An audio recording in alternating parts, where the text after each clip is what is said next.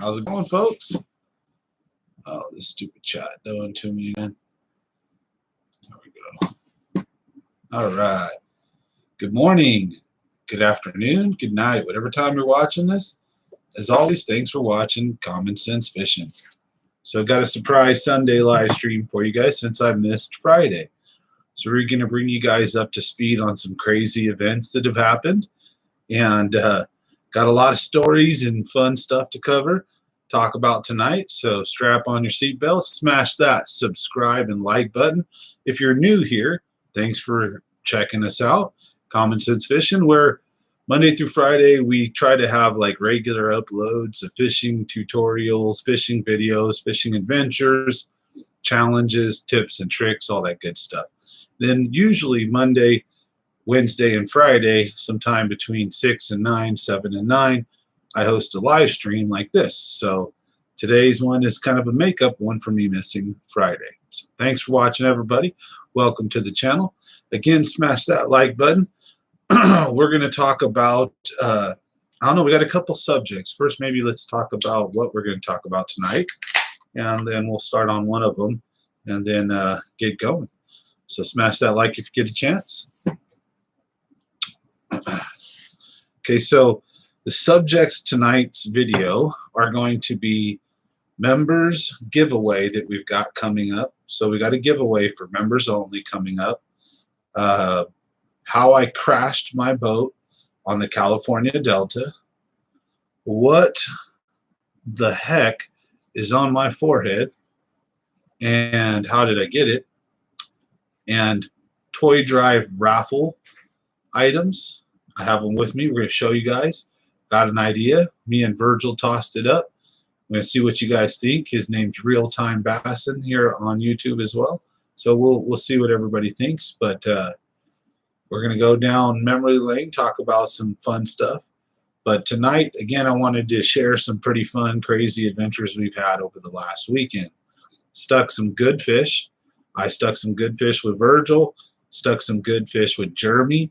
I was in the banana outfit, so we've got 2 videos coming out soon. There's actually a video out today. It came out for you guys who are members. So if you're a member here, you got early access to all my videos. So I make sure that I send them out to you guys first. So again, if you guys get a chance, smash that like button. Thanks for watching. Now, what happened to the boat, right? So we bottomed out, basically. We hit ground going really fast. I'll explain the story. I'm going to tell you the location. I'm going to show you on my phone with the GPS map and show you guys. So if you're new to Frank's Track area, or if you're new in a boat to that area, or you're trying to take a certain shortcut, don't go the way. I'm going to show you guys. The map on your phone makes it clear that it's completely landlocked, like an actual pond. But on high tide, the water levels make it to where it's very disturbingly, because there'll be a couple of spots where it's deep enough where you can't even see the bottom. And then there's a couple of spots where you can just barely see, but it looks like weed tops, right? Are you guys good? Screen still black or what? Can you guys see me? Might be an internet connection problem. Not quite sure. Sorry about that, everybody. All right. Okay, so we'll talk about that here in a second. Definitely, I'm going to talk about how I bottomed out, where I bottomed out. We're going to show you where, but essentially there's an area that's like a pit, like a little depression, and it's ringed with a giant 4-foot rock beam, berm or whatever, right? And then high tide, everything's underwater. But there's some spots where you can fly over the rocks and get into the middle and then go across if you're on extremely high tide, right? I'm on an outgoing or coming in tide, I don't remember, but it was just low enough. It looked fine. It looked like a perfect flat water. Like I could just go right across from point A to point B and should have been fine. And I smashed a massive pile of rocks. And lucky I didn't crack the fiberglass hull. I smashed the propeller, one of the blades got blown in half, and the front end of the actual lower shaft end of the engine hit, and has a piece of a big chunk, probably about this big and about this long, like, you know, a big old like half moon sized piece out of the front is just blown out. And luckily it's not all the way through, so you can't see the shaft. It's not into the oil, or, you know, it shouldn't affect anything. And then the stabilizer bar, the part that looks like a shark fin or whatever that is, that little piece got chewed up to hell. Not too bad, but lost a bunch of that too. That's what I hope. Yeah, I don't know. There doesn't appear to be a ton of vibration, so I'm not sure if that's going to be an issue. So I've got to take it to a mechanic. It's going to get fixed. Now, in the meantime, I'm going to do a fishing trip up at Don Pedro, but I'm going to drop into Blue Oaks and then troll the motor only. So, and then fish the dam, fish over by Fleming, go shoot across Mexican Gulch, you know, stuff like that. And then I'm going to probably night fish. So, but yeah, I don't know what exactly. Yeah, I'm sure, and it'd probably really destroy the boat too pretty bad. So I'm a little hesitant to screw the motor up, right? So I'm not going to operate it. So what I'm going to do is I'm taking it to Oliver's Outboards, and hopefully we won't have too big of a bill and it won't be too crazy. So, but I'll show you guys actually on the map. I'll show you on my phone real quick where, well, I guess what we'll do is we'll go ahead and lead in with that story since we're jumping in with that, and then we'll cover the other stuff. You know, I got raffle items. I've got a giveaway announcement. So we got a SLX 150 HG and some Dobbins triple pack. Then we also got a kind of like a blade bait here, a little jointed blade bait Spro. Those are badass. And of course, yeah. All right, so I'm gonna take you guys on Google Earth. I'll show you guys where I hit, so you don't ever do that. I was stupid. I'm not gonna ever hit there again. I'll tell you what. And it's super deceptive piece of crap. None of it's marked. Makes me hella mad. So you guys, I don't know if I could run that. Like if I can switch. I don't know if I can. Let's see here. I don't know if I can switch from that to that. So what I'm going to do is go on my cell phone here. We're going to pull it up, and we're going to show you guys. No, not that bad. Luckily, I wasn't going like 60. So we're going to, okay, guys. Let me see if I can push the light. There we go. All right. So that's Frank's track, right? Okay. You guys see Frank's track right there? So Frank's track, this is Bethel Island. Frank's track is right here. This is all Frank's track right in here. And this is Bethel Island. And right here is the San Joaquin, right? And what I wanted to do is we were fishing all in Frank's track and around Bethel Island and stuff, right? And we wanted to go out here to the main. I did. So we had to travel this way. We were going to come this way and then either shoot up here or go this way. I think we were trying to go this way, the bigger one, to get to this cut right here. I wanted to go bass fish all on the main and also all in here. So we thought we could drive across from here to here. And if you look on my screen, it's clearly all ringed. That's land, right? It's all ringed. There's no way you can cross this. And it's super deceptive. None of it's marked. So when you're coming from Frank's Track and you want to go to the San Joaquin and you're going to go either way, you're supposed to go all along the shoreline this way or all along the shoreline this way. You cannot cut across the middle. And see, what happened is this wall right here is eroded.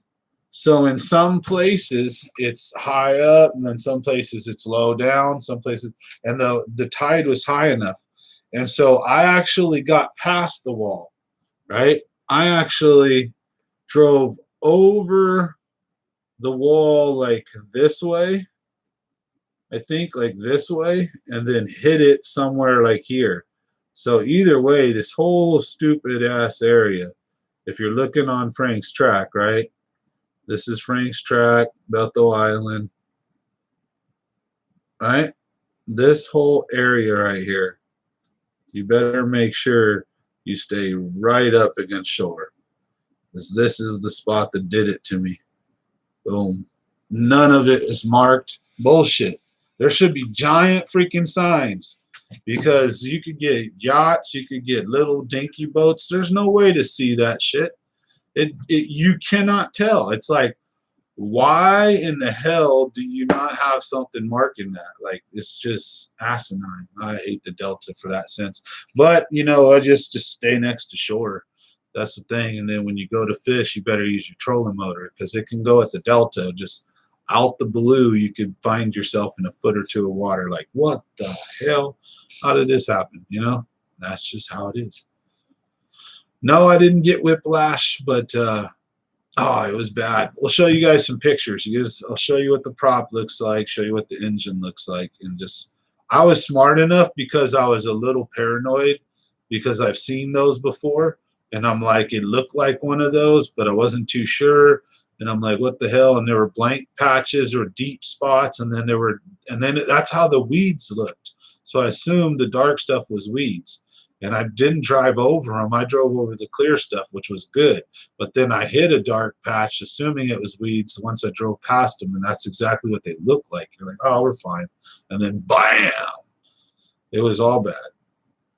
So we got to go get this thing fixed. Hopefully it's not going to be too bad. All right. So here's what my prop looks like. Hard to tell, but this one is basically, you can see it's busted in half right there.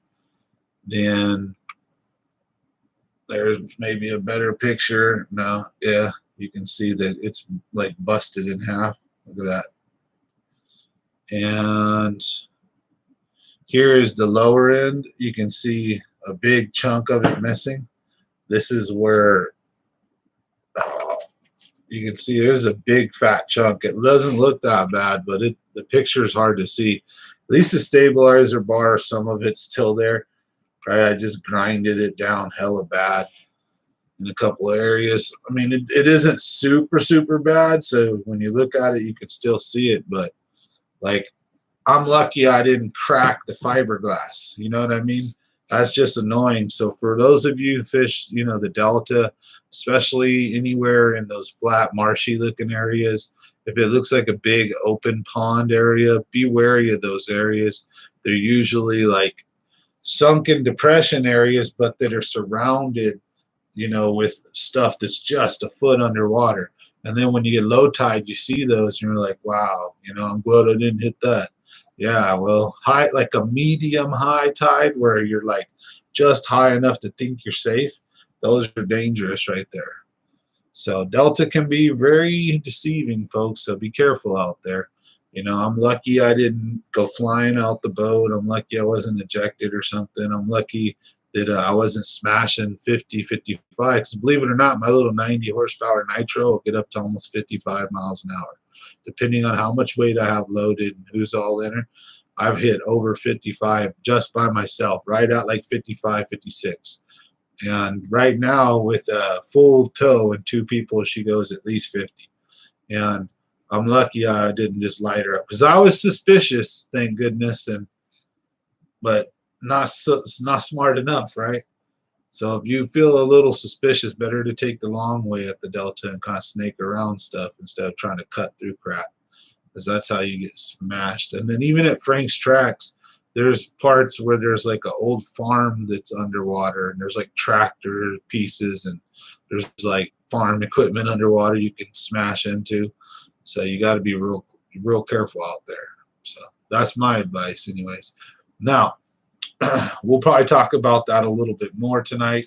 Obviously, when we do these live streams, we go for usually 2 to 3 hours, depending on, you know, what kind of engagement we get, and if you guys want to roll that late, if I want to roll that late. So, but yeah, how's it going, James? Mr. David in the house, talking about crashing me boat.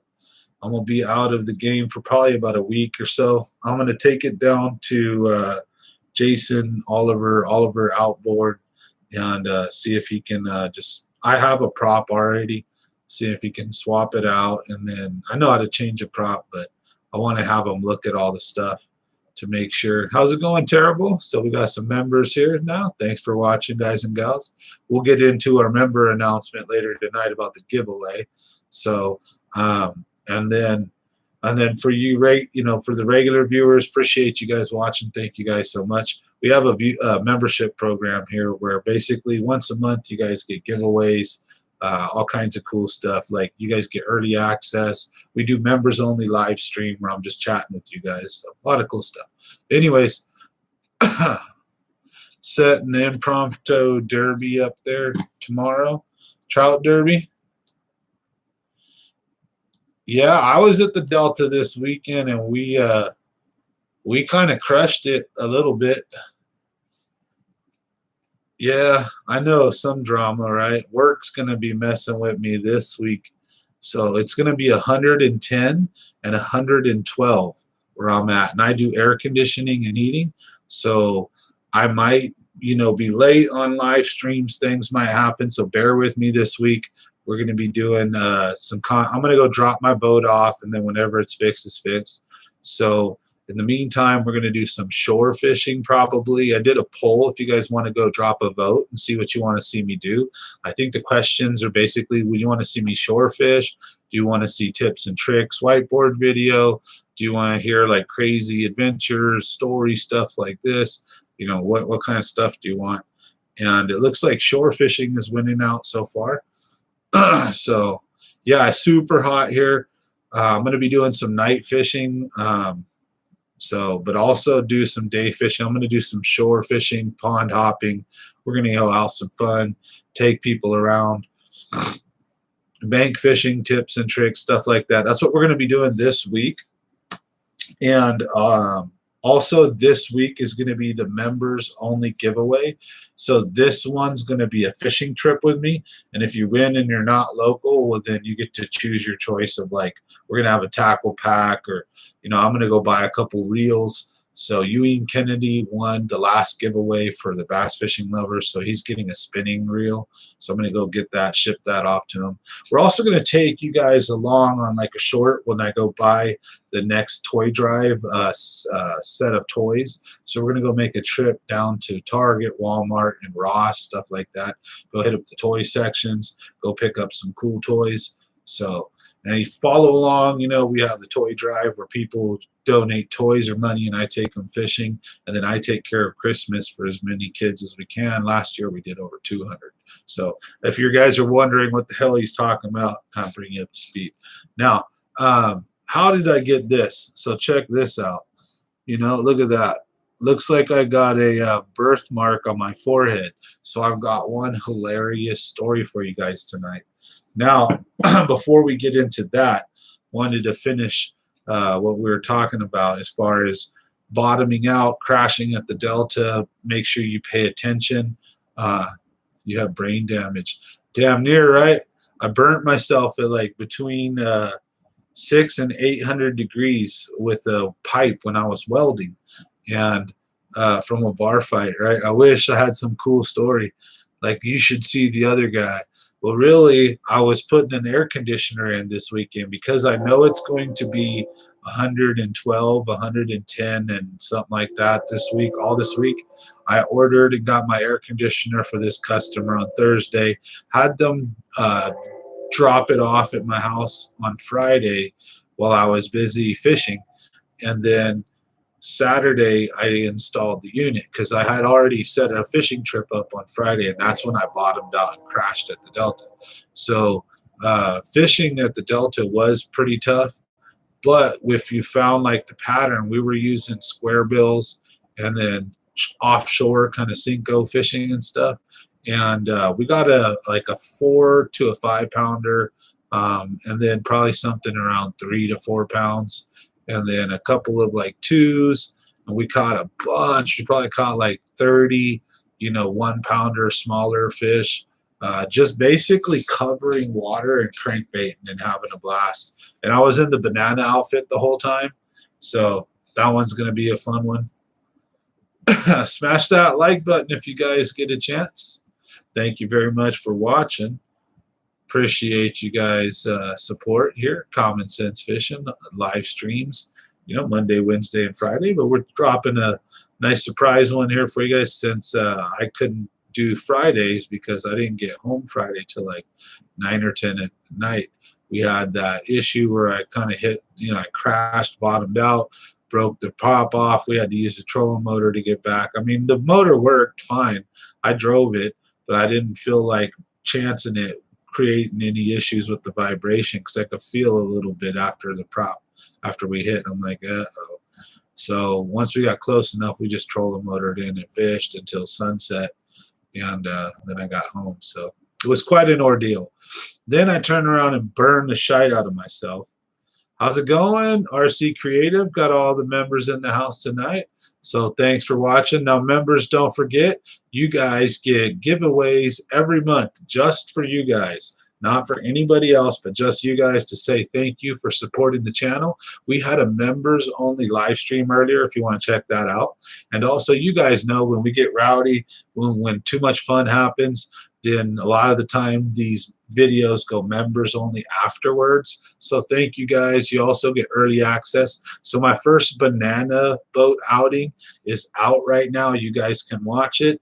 I catch a pretty big size fish. Yeah, or actually, no, the one that's out, my buddy gets a big fish, and we both get a bunch of numbers. The one that's going to be coming out here in a few days, that one I get a bunch of big fish. So, right? Oh, Terrible is the biggest party animal of us all. I bet you if we got us all in the room together. Thanks, everybody, for watching. I appreciate everybody's support here. But also, I wanted to, so subjects we're going to go over tonight, how I crashed my boat, how I got this on my forehead, and we're going to have some raffle prizes for the toy drive. And I talked and explained the toy drive. We got a reel here, a bunch of lures, stuff like that. So a little synopsis of what's going on tonight, as well as me knocking stuff around. So sorry about that, folks.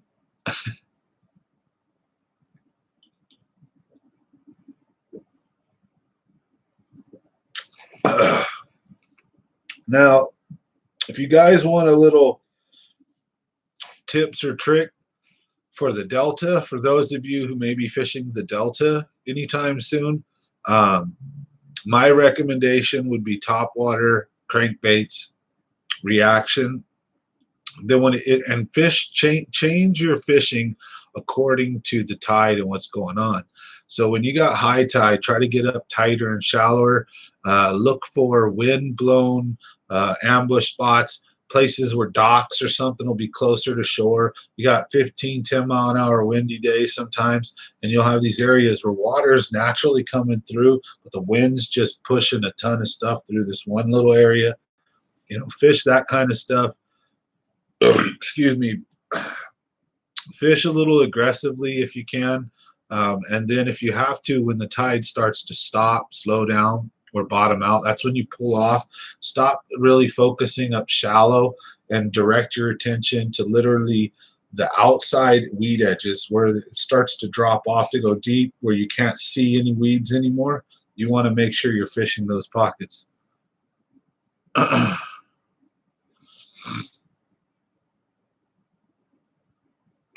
Oh man, yeah. Hey, dude, we did talk last week about sports and etc.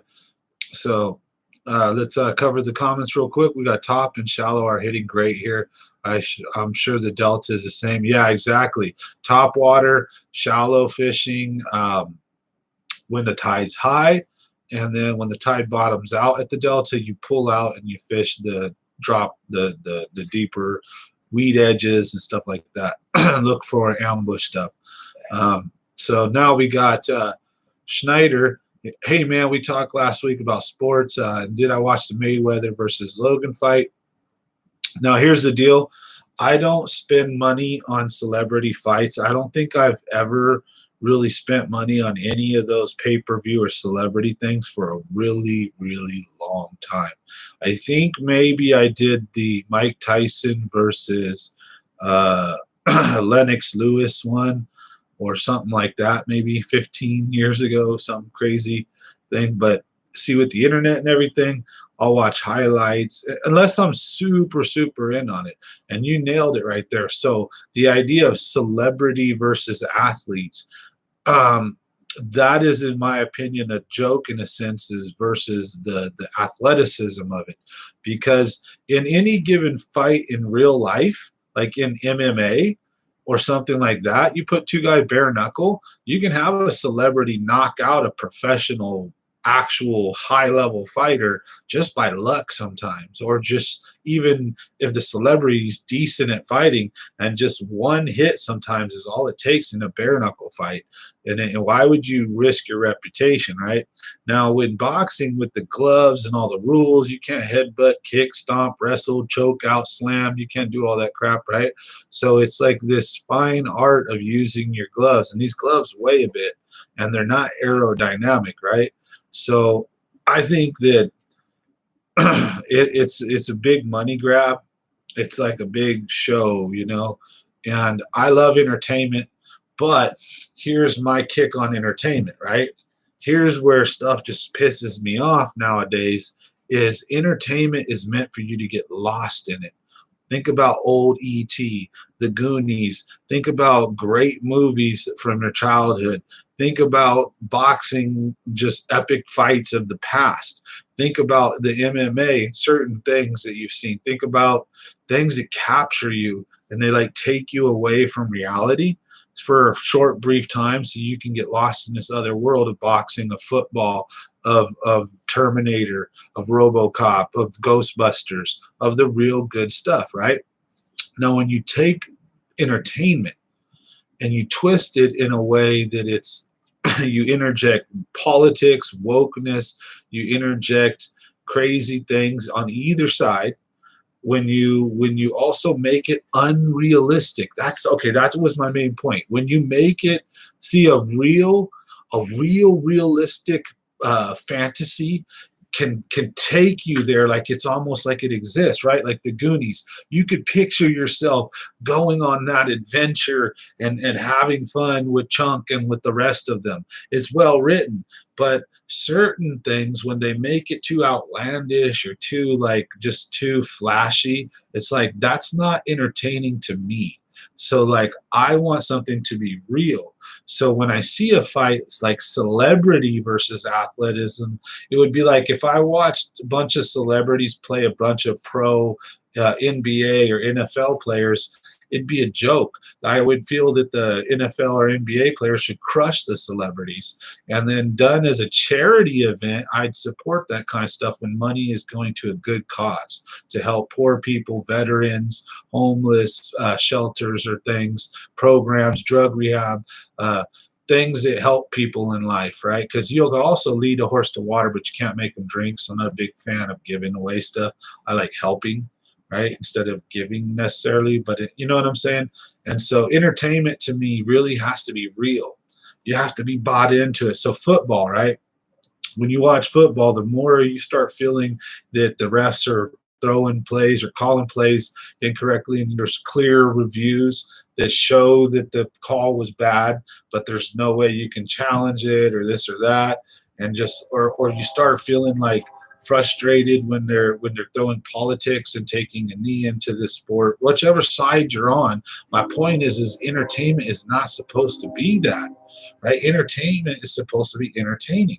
Like what I'm trying to do with you guys. I try to want to keep it entertaining. So sorry if I go and rant and ramble. Don't want to lose you guys. But that's my kind of take on say like celebrity sports and stuff is that if it's done for charity, okay, cool. But otherwise, it needs to be realistic. So, like, if I watch a Dragons and Wizards movie, I don't want to watch some fake lame one with fake lame CGI and stupid story and writing. But if it was J.R. Tolkien, Lord of the Rings style, like I'm in watching dudes chop each other and wizards and guys hit axes and stabbing and violence, but dragons and witches and wizards and all kinds of crazy stuff. I love it, but it has to be done right. If it's done too lame, then it's not entertaining. It's not believable. Now, even though it's not real, and it's not real, something fantasy should be believable, right? The idea is you should be able to kind of fall into that world. You know what I'm saying? And like Goonies, I think that was my perfect example. I love the Goonies so much. Like I could watch that movie over and over and over again and just be like a little kid with my popcorn. And I could just imagine, right? Because I'm from that 80s culture. I'm an 80s kid. I was born in 81. So 80s and early 90s, right? Riding bikes and boom boxes and musics and CD players and Walkmans and Game Boys and Playboys, and that's what I almost said. The Sandlot. Yeah, that's a great movie, right? The Sandlot. That's my point. Good writing, grabs you by the feels. A movie that Stand By Me. There you go. There's another great one. There's so many awesome movies. And then what you see Hollywood putting out nowadays, it's like you got John Cena crying and apologizing because he offended China. Like, wow.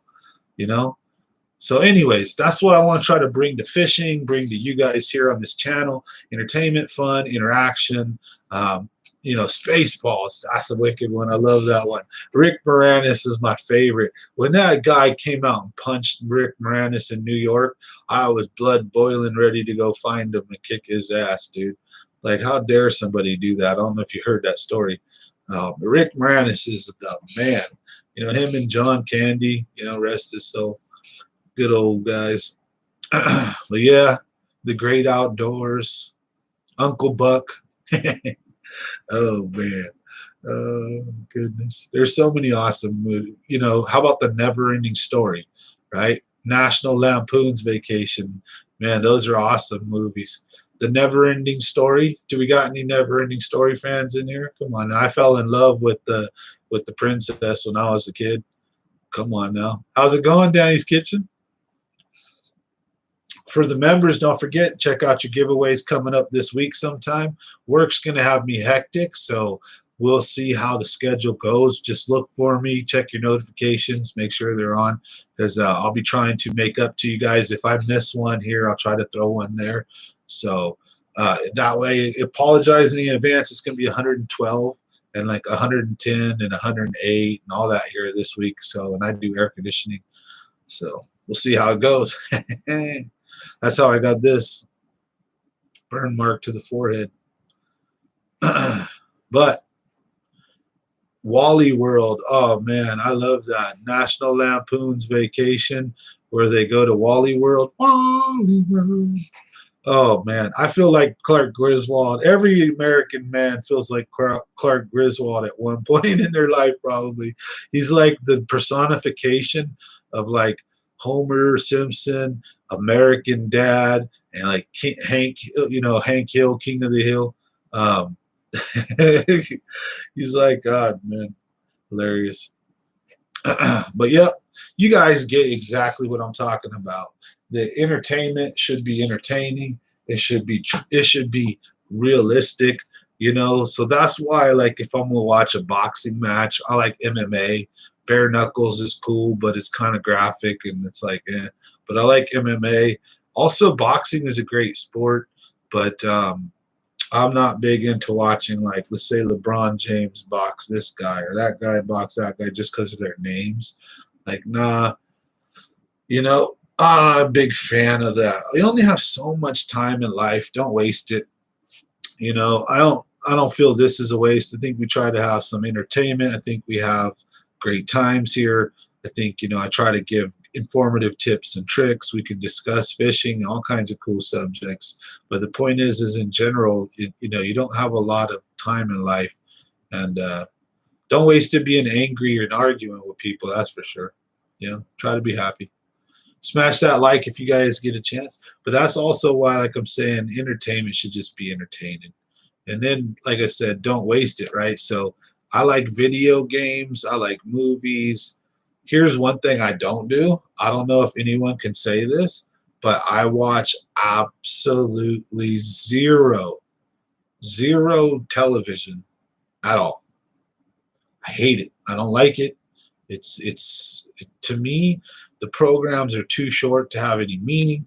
There's no substance. It's all garbage, commercials, programming, politics, and just garbage, utter garbage these days. And so I don't watch any actual television. If I watch anything, it's going to be movies, documentaries, stuff like that. And I might watch series and things from Amazon or Netflix, stuff like that. But I don't watch TV anymore at all. I don't care for it. It's like when you give something up and you have no more appetite for it. It's so funny. I've completely lost my appetite for television. I refuse to waste my life sitting in front of a boob tube, like television. Internet, I don't know. I love the internet. Internet is so crazy because it's custom to you. It's not somebody trying to brainwash you and program you in a lot of senses. And some of it is because of the algorithms and other things. But, Netflix is the new cable, right? You know what I'm saying? That is TV, right? You got it. But not like traditional cable, right? Like I don't watch the news. I don't watch like television shows. I don't watch the Grey's Anatomy, whatever crap, and then anything guys would normally watch. Like I'm not watching, I don't support the NFL anymore, really. But I love the Niners, so it's not that I don't. I'm going to go see a game soon if I can. I want to take my dad to more. So I do support the NFL, but it's just that I dislike really our entertainment being politicized. It's like that's the point of entertainment. We're all supposed to get out of reality and check out and have fun. So I don't like being preached to. I want to go watch movies. So like when I watch stuff, it has to get me, enraptured and like caught into it. And when, they break the third barrier with the stuff in sports, it's really sucks because you get there you want to see the sports. You don't want to like have a lecture, right? But also the other thing is like shows. They're only 30 minutes long. There's not enough momentum to build anything, like any emotion, anything really valuable to get you like hooked as a viewer. The shows are and they're low budget, the CGI crap. So like if I watch something, it's either like I said, a movie or like a series. Mission Impossible series. Oh yeah, YouTube is cool. That's all I watch. So Charles or Curtis, you got it right. All I watch nowadays is YouTube pretty much because I like seeing content from regular folks. This to me is so much cooler than like some corporate dude who's all prettied up and reading stuff to you that's all plotted and planned. And everything is meant to like garner your information, gather your money, or program you to buy this or think that way. Not in a conspiratorial way, but I mean, that's just what programming is. That's why there's commercials. That's why if they spend so much money on commercials, if you see something enough times, you're going to check it out. Come on in. Oh, do you want some ribs? You can save me one or two. I'll try them. Right. I just had super bomb sushi. Oh, okay. But I'll take one or two. All right. I love sushi. You know what I mean? That's 100% why. Exactly. I love it. I love YouTube. Is a cool little thing. So I really support YouTube. I find this is my entertainment. This and video games. I'll play video games occasionally. But I mean, I got kids. I got work. So I got fishing. I'm a weird one. I'll tell you what. I like doing a lot of different stuff. And sometimes you have to like put one hobby down for a while to make sure you can play with your other one, so to speak, right? Like reading books. Sometimes I just sit down and I'll I can read a full big giant novel in like maybe a day and a half, 2 days, and there'll be so I won't do much other than sit back and read.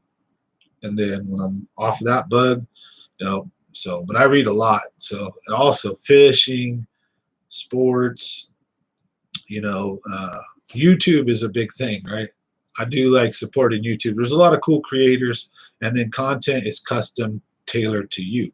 So you're not being fed like content that's made for the whole wide world, right? It's that's the way the algorithm's meant to be. Is it's like I want to see stuff I want to see. So like I got all these likes, and that's what my stuff consists of. Like, why do I want to watch this other stuff? Yeah. What do you guys think? So, anyways, now recap really quick. We talked about I crashed the boat, basically bottomed out, wrecked the prop. Going to try to get it fixed. When I get it fixed, I'm going to also get that live well fixed. I'm going to make sure it's tip of the top. So you guys are going to see me in tournaments, doing all that good stuff soon, but I got to get all that junk fixed. Second, we talk about we're having members giveaway coming up next week, so make sure you pay attention to that if you get a chance. Also, if you guys want, check out becoming a member. Great way to support the channel. Third is we talked about this. I don't know, if you guys seen that, but how did I get this on my forehead? Well, I got burned by like a 600 to 800 degree pipe installing air conditioning equipment. I cooled down all the joints, and I missed a section in between joints where I didn't weld, but the heat transferred to it, and it was hot still. And then I leaned my head in trying to see, and I accidentally touched the pipe, and it like stuck to my forehead. Burned me really nasty right there. So that was all fun. And now, really quick, we're going to jump into some raffle prizes, something that we have planned. So I do toy drive fishing trips, right? So Virgil is a big donator on the toy drive trips. He always helps out. He goes on a bunch of trips with me. So he's a big sponsor in helping the toy drive every year. And what we did is, he took care of some stuff for the toy drive, but he also had an idea of donating these lures here. And then what we're going to do is we're going to put them on, like, we'll direct you guys over to Facebook or something, and we'll do slots, right? We'll raffle off, and then first place prize will be this reel right here. See, a Shimano SLX 150 HG, nice bait caster right here. And then we got some Dobbins 3/4 ounce extreme jigs, so some nice jigs here. And also one of my favorites, right? We're going to have a Ish Monroe cold-blooded and a Spro little jointed like blade bait, right? Little like swim bait. That'll be killer, I guarantee you too. So what we'd probably do is first place gets the reel, second place gets all the lures. And what we're going to do is we're going to sell spots. The money will go towards buying toys. So then what I'll do is I'll shoot a little video. We're going to go down and buy some toys. And I'm doing that anyways tomorrow. So that's a different thing. But, you guys can follow along, watch the story unfold. And then at the end of the year, just like we did Fish Miss 2020, we're going to do Fish Miss 2021. And we're going to take care of as many kids as we can for Christmas. Last year, we took care of over 200 kids. So super stoked. We're going to see what we can do this year. So appreciate everybody's support. If you get a chance, smash the like button. Thanks for watching Common Sense Fishing here. Got a nice surprise live stream video for you guys because I wasn't able to make Friday. So I want to say sorry for that, but I really appreciate everybody's support. Cheers and salud. Now let's get this beer down the hatch real quick. And then if you guys want to talk about anything, I've kind of covered my subjects. And then as you know, we can go over fishing, questions and answers, any topics you guys want to talk about. And yes, I am working on getting a guest in. Just the timing's been really crazy. So, but I'd like to get my buddy in here to talk fishing. He's a real good fisherman. See if we can't drag him in here one of these days. So thank you guys.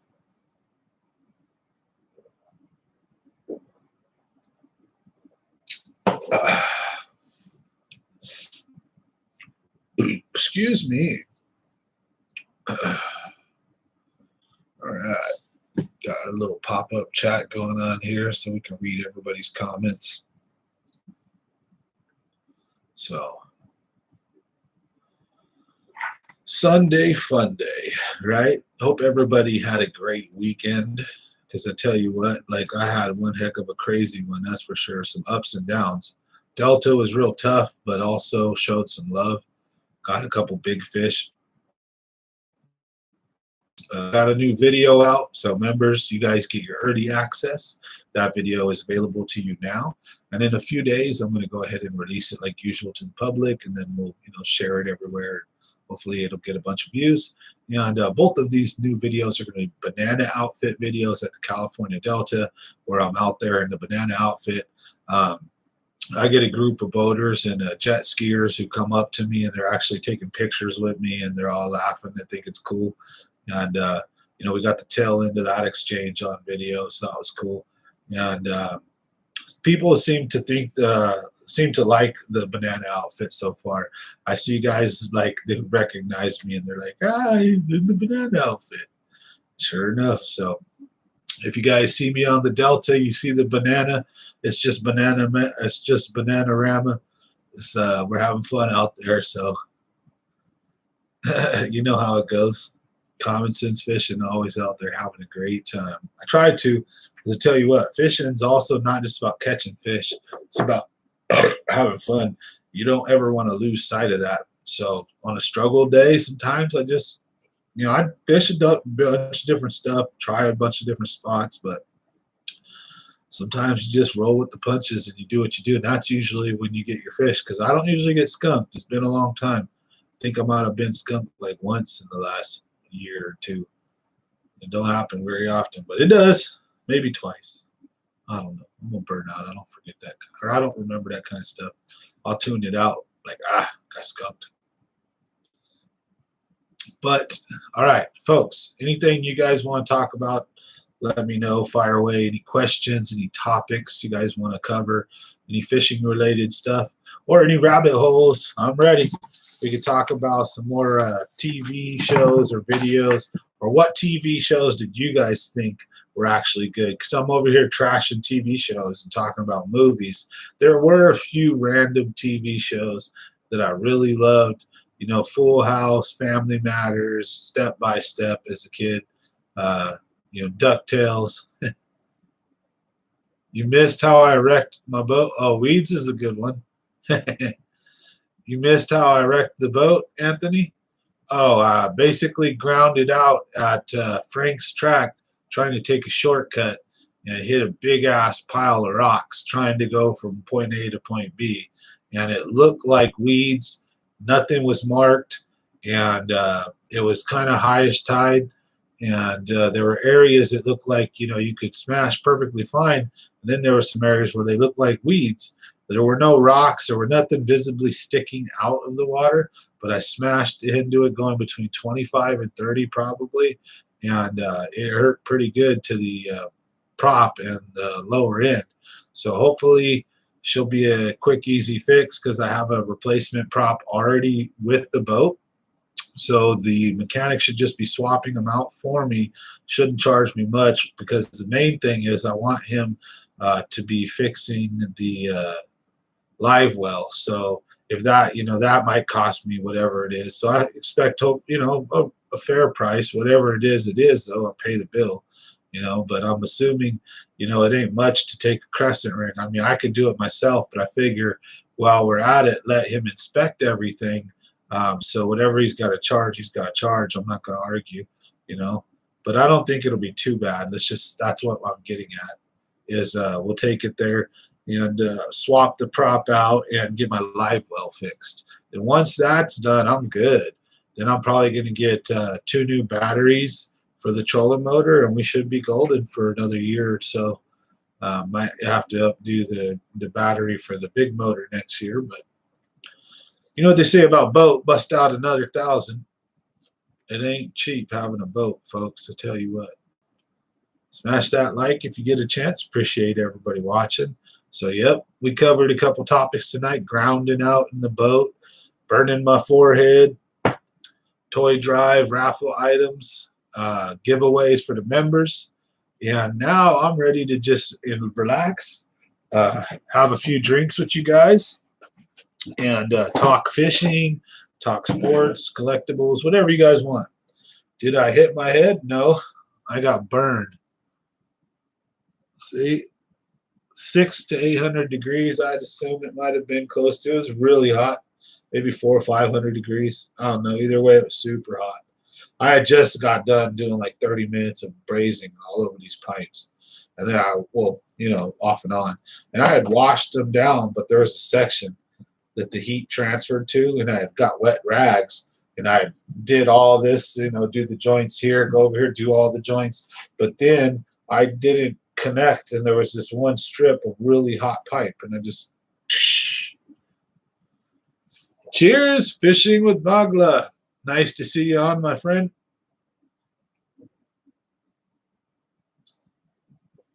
So I tell you what, so I'm gonna get my boat fixed this week. I'm gonna drop it off and just have it fixed, whatever, this week, next week, however long it takes to get fixed and inspected and all that. And then even if it happens and I get in and out within a day or two, we're going to shoot some shore videos. I'm going to show you guys how to use Google Earth and also some of my shore fishing spots. I don't want to blow up some of the best of them because that makes some people mad, but I'll take you guys to some public spots that are not, they're pretty well known, but they're not well known. And we're going to go catch some fish, hopefully. So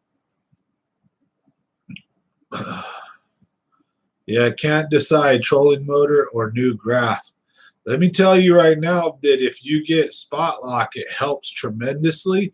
But what you need is you need to make sure you get the Ultrex and not the Terrova. So the trolling motor, in my opinion, is more important than the graft, because the trolling motor, if you're fishing a river system, tidal body of water like a delta, a river, moving water, or you're on a lake on a windy day and the bass are positioned on points or wherever and you want to stay there and fish like you're on shore, the spot lock is hands down the best, most important tool in fishing I've ever had. The graph is great, but I'll tell you what, in old school fishing too, what you can do is you can pull right up to a spot, drop your spot lock, throw a few casts top water, a few casts crankbaits, a few casts drop shot or Ned rig or whatever, jig, until really quick. If you think there's any fish there worth fishing for, there might be, but if they're that hard to catch, shit, then you just move on to the next spot. Let your fishing pole and your skills be your fish finder, honestly. I don't even use my fish finder. I haven't used it for over like 6 months. But a lot of that's due to my spot lock because I went and got the wrong one. I got the Terrova. Make sure you get the Ultrex or something better. So trolling motor is super important. A Ghost, get a high-end, trolling motor over a high-end graft. That's my opinion, because like I'll have live scope, and here's what I noticed happen. We were fishing a tournament, and we'd pull up, and if the spot looked juicy, you could just tell it looked nice, like there should be fish here, and there'd always at least be one or two. Sometimes there'd be a bunch, but then you'd see fish on your graph, and you'd see a ton of them, and you'd be down there, you'd see your jig, you'd even see the fish come look at your jig, and then you'd the fish would swim off. But the point was, I seen this guy trying to catch fish using his fish finder like a Game Boy, and would be fishing for an hour or more and just intently staring at his screen and recasting and messing with, trying and not catching anything. Well, I'd blind fish. Okay, that spot looks good. Cast there and just because I think what happens a lot of the time is you see that fish and you start changing what you were doing.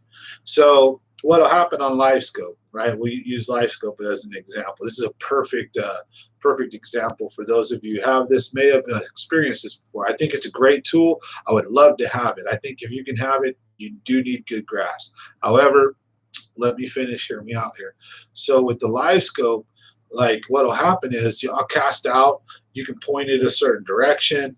You can see, okay, I can see all the way up to shore almost and all the way down, and I can see any fish swimming or moving. So I'll cast out, I'll be working my jig or whatever in, and I'll see a fish slow coming at it. and I'll know that fish is coming out of my stuff, and then I'll stop. And what I'll do is I'll like try to pop it and wiggle it. But the point is something interested that fish to come check out my lure. And then once I notice the fish is on my lure, my instincts or my ideas mess things up more often than not. If you didn't know that fish was there and you just continued your retrieve, the fish will come down, check your lure out, and then decide to eat it. But by you getting all violent, popping and wiggling, sometimes it works, but I've seen on the live scope 90% of the time the fish checks it out, looks at it, follows it, and then bounces. But if you continue to work in a realistic, slower manner, they'll pick it up. You'll just feel that tap. You know what I mean? And I don't need live scope to see that. That's if the bite's tough.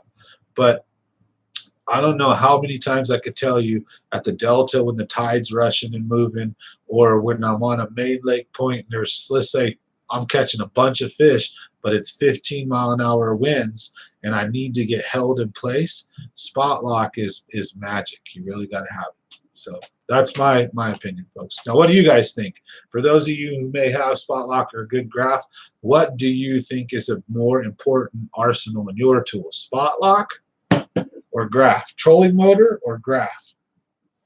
What's your opinion? So, or big motor, right? I don't think big motor is that important at all. We fished out of a raft and did really good. Fish from shore do really good. A lot of times the big motor gets you point A to B really fast, so in the tournament it can help with some timing. But still, if you have not the greatest skills, but you have all the items and money, that doesn't matter. You got to develop the skills. Then even in a cheap boat, you can destroy it. So it's about trying to figure out the fish and, you know, what techniques you need to use, where on the lake you should be fishing at whatever time of year, you know, all that good stuff. All right. Cheers and salute to everybody. Thanks for watching. Thanks for being part of the live stream tonight. Again, this was just a kind of bonus live stream because I missed Friday. I had too much work going on, so sorry about that, folks. But wanted to say thank you guys for supporting the channel. You know, we have a members giveaway, all kinds of cool stuff coming up. So cheers. Let's get her down the hatch.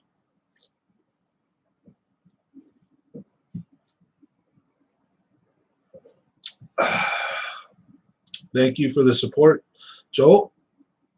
I try to keep it real.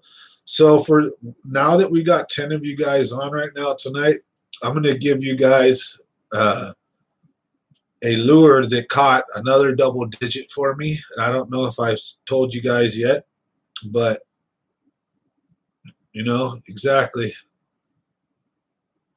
Your 89 Skeeter, there you go. Boat doesn't matter. It's all about your skill. You guys know that.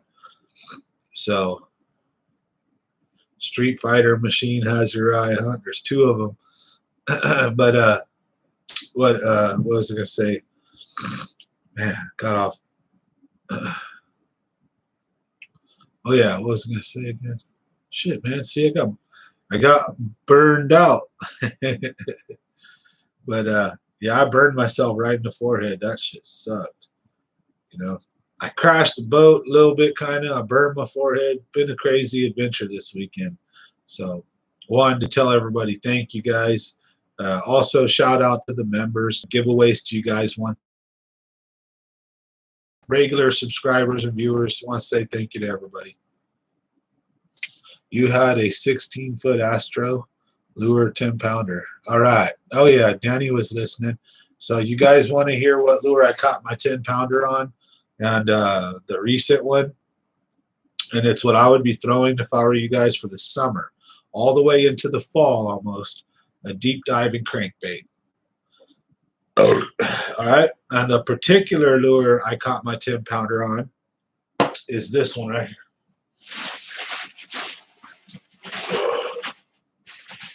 Now, it's not this exact lure. I can go get it out of the boat, but it's this version in a deep diving crankbait. It's this color right here is called cold-blooded. All right. We've got multiple double-digit bass on this. I've got double-digit bass on this. My buddy Jeremy on this exact lure, multiple 8 and 9s. Now, Ish makes a big one where the bill comes all right here and it dives like 12 to 16 feet or something, and it's called a goon, river to sea goon, and cold-blooded. Good evening, Jeff. Thanks for being here tonight. Hey, Caleb. Nice to see you. Love you, buddy. So I wanted to let everybody know we got best color out there at night. Well, they say that black and blue is the best at night. And I can't argue. So, black and blue, June bug. I love June bug. Any dark color is good at night, but it depends on the moon. Pay attention to the moon and the light. If you're fishing near docks, if you're fishing near where there's a light source, then you can use more realistic lures.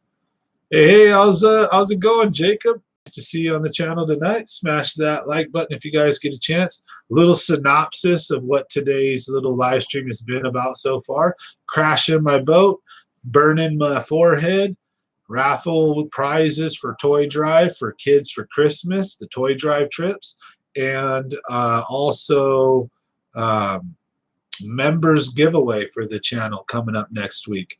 And we've been talking fishing for the last 45, 30 minutes or something like that. So depends on the moon exactly. Anthony's got it right. So depends on how full the moon is, but also depends if you're fishing near docks with light. If you do, who won the giveaway? Heard there was a giveaway. Oh, Ewing Kennedy won the last giveaway.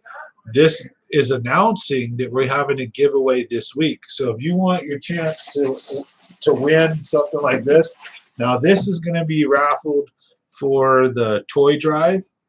We're having a toy drive, and we're going to be raffling this off and a bunch of lures. But I'm going to go pick up 2 new reels.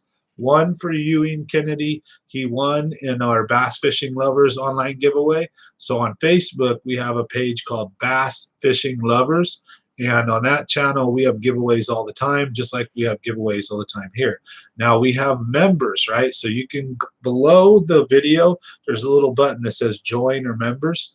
If you click on that, there's 3 different levels, right? Well, right now, our members get giveaways once a month where they can win like $50, $100 reels, lure packs, all kinds of cool stuff. Fishing trips with me if they're local. We also do members only live stream where I'm talking with just the members. And we also have it where the members get early access to certain videos. And then also, I have a buddy named Casper that hangs out sometimes. And if he slips, if we get a little faded, if we have too much fun, if I start dropping too many curse words, then the videos go members only. And that's, a little treat for you guys to watch. So anyways, exactly, Gino's got it right. Also depends on what time the moon rises and sets. You got to pay attention to that stuff. So, hey, thanks for watching Bank Bassing on the weekends. And everybody else who's watching here, this is Common Sense Fishing, where we do live streams Monday, Wednesday, and Friday, and occasionally we do them on the weekends.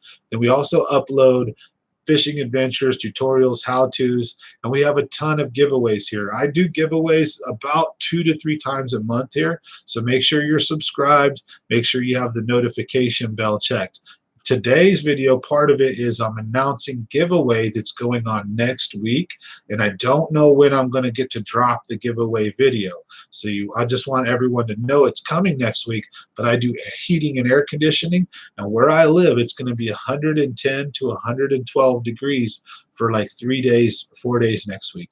So I'm not quite sure how work's going to interfere with this, so I just wanted to give everybody the heads up. Yeah, big members giveaway coming. And then also Bass Fishing Lovers, my Facebook page, has a giveaway coming probably in a week or 2. So thanks for watching, everybody. Now, what were we talking about before? So we're going to jump back into, we were talking fishing, night fishing, night colors. We talk about a lot of stuff, by the way, here. We have a lot of fun. I smash beers. I get a little buzz sometimes, have fun.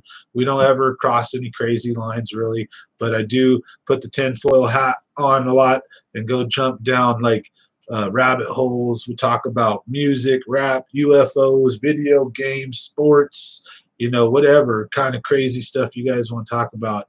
I'm a jack of all trades. I'm an electrician, HVAC technician, business owner. I like bass fishing. So sports, collectibles, cards, arcades, Dungeons and Dragons, Wizards and Warriors, video games, like all that stuff. So if you like any of that stuff, this is a channel for you guys. Have a good time. So thanks for being here. Thanks for being part of the channel. Now, oh yeah, RC Creative. I got to make sure. Let me put you on the board. Where is my pen? What the? I'm missing a beer. Oh, wait a minute. That's it right there. All right, give me a second, boss. Oh, I'm going to put that on the board. And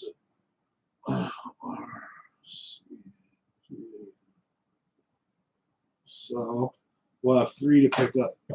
Thanks for reminding me, boss. All right. Thinking about hitting the river tonight? Oh man, time to sell hard start kits and replace compositors this week. Or you mean capacitors? Yep. Hard start kits, capacitors, contactors, blower motors, condenser motors, refrigerant recharges, and leak stops is going to be big, because a lot of the time if there's a leak, I don't have time, or fixing them, you can't really find them. There'll be pinhole leaks due to corrosion, like hundreds of little leaks. They're not usually ever blowouts or big holes that you can just fix with welding. So you either have to replace the components, which can be in the thousands of dollars for some jobs, but most of the time, I'll just dump some Freon and some leak sealant in if they have a leak, something like that. Or I'll give them options, So, my dad messing with me. Yep, I love Street Fighter. You guys want to see something cool? Hey, Pops, go unplug my boat charger right now and bring me the extension cord. We're going to plug Street Fighter 2 in.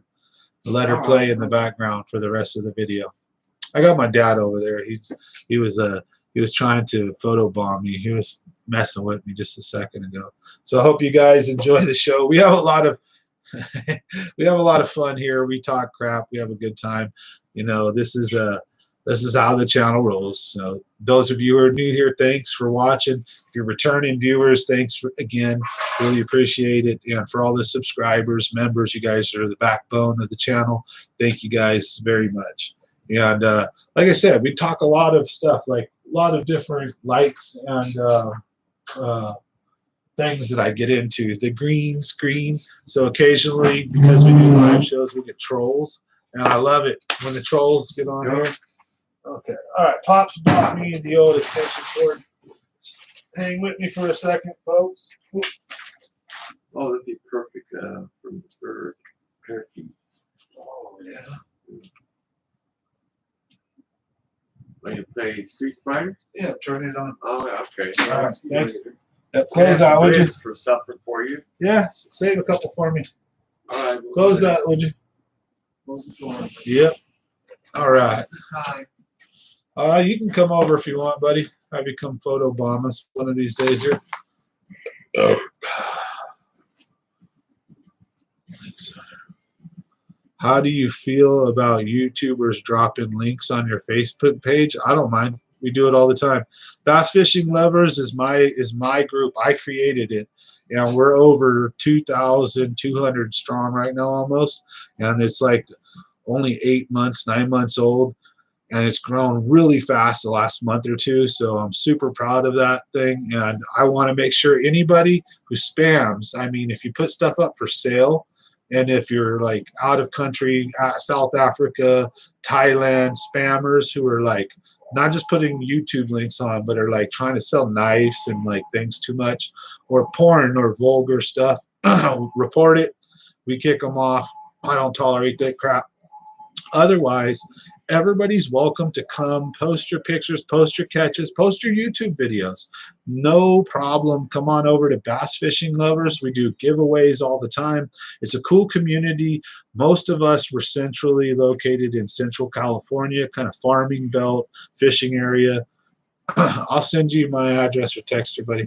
But here what we do is we on the channel here, I do bass fishing videos, I do tutorials, we do tips and tricks, we do fun adventures, we fish a ton, right? So we're doing a lot of fishing. I do tournaments every once in a while, and then I do a lot of charity stuff for the kids. So you'll see that on the channel, right? And then on non-fishing days, we do these live streams, drink beers, have a good time, have fun, right? So I could go be Ryu and kick all the guys' butt.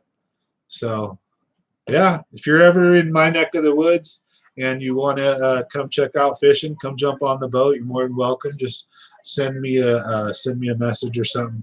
Name's Sam Matthews on Facebook and Sambo209 on Instagram, and I'm Sambo4209 on Reddit. So I have a couple of different social media outlets, but I don't really, go on too many other ones. YouTube is where I'm at predominantly, YouTube and Facebook. So between those two, keep me quite busy. So I try to always engage with people, answer comments, all that good stuff. That's what these live streams are for too. I love it. So, the channel's not so big. I'm able to fully interact with a lot of the viewers instead of being like this dude that just puts out videos and occasionally, so got it going. Cheers and salute to everybody. Hope your weekend is going great.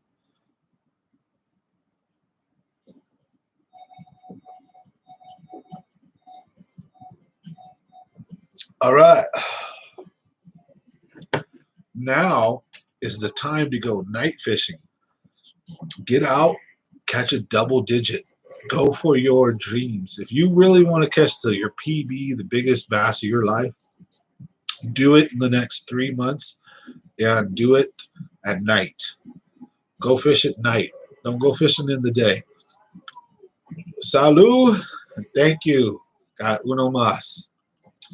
3 años, Foster Farms, mi trabajo, mi amigos, no inglés, mi no español. Hey, amigo, ¿cómo dice beer español? Cerveza. Okay, so Soso tiende or habla español, no mucho. Also, ich habe 3 Jahre in der Schule. Sprechen Sie Deutsch sehr gut? Nicht. I was going to say möchte, but anyways, I can speak 4 different languages, a little bit of Hmong too. Nyajang, Gulumbe, here is Sam. Gunuta Atunje, or whatever, right? So, I like to be well-rounded, a lot of differences. So I'm a weird one, but a fun one. So I hope I don't turn you guys off because I'm into all this weird, I'm gaming, all this and that. But I don't know. We're not all just fishermen, right? We have lives. We have other things that we like too. And it's crazy. It's like I like so many different things. There's so much going on in life. Why would I want to just like and do only one thing? It's like I want to do it all, I want to experience it all. Let me get one go around. What the hell? Oh, like Ricky Bobby. I want to go faster. Salud. I hope everybody's having a great weekend again. You guys ready for next week? If you're here in the Central Valley, it's going to be 110, 112. It's going to be scorched earth. I'm thinking of the Les Grossman Tropic Thunder. Scorched earth, mother. It's going to be hot. Oh, I love that movie. Les Grossman. They got Tom Cruise. I want to have fat, hairy hands. That was like his, no matter what, he had to have that. And they were like, okay. So.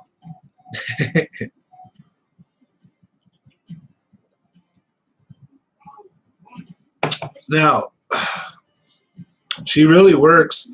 The video makes it seem like blurry, but picture's perfect on that thing. Just hearing it, I want to go jump over there. Real quick vote, any Street Fighter fans, who's your favorite character? Mine's Ryu.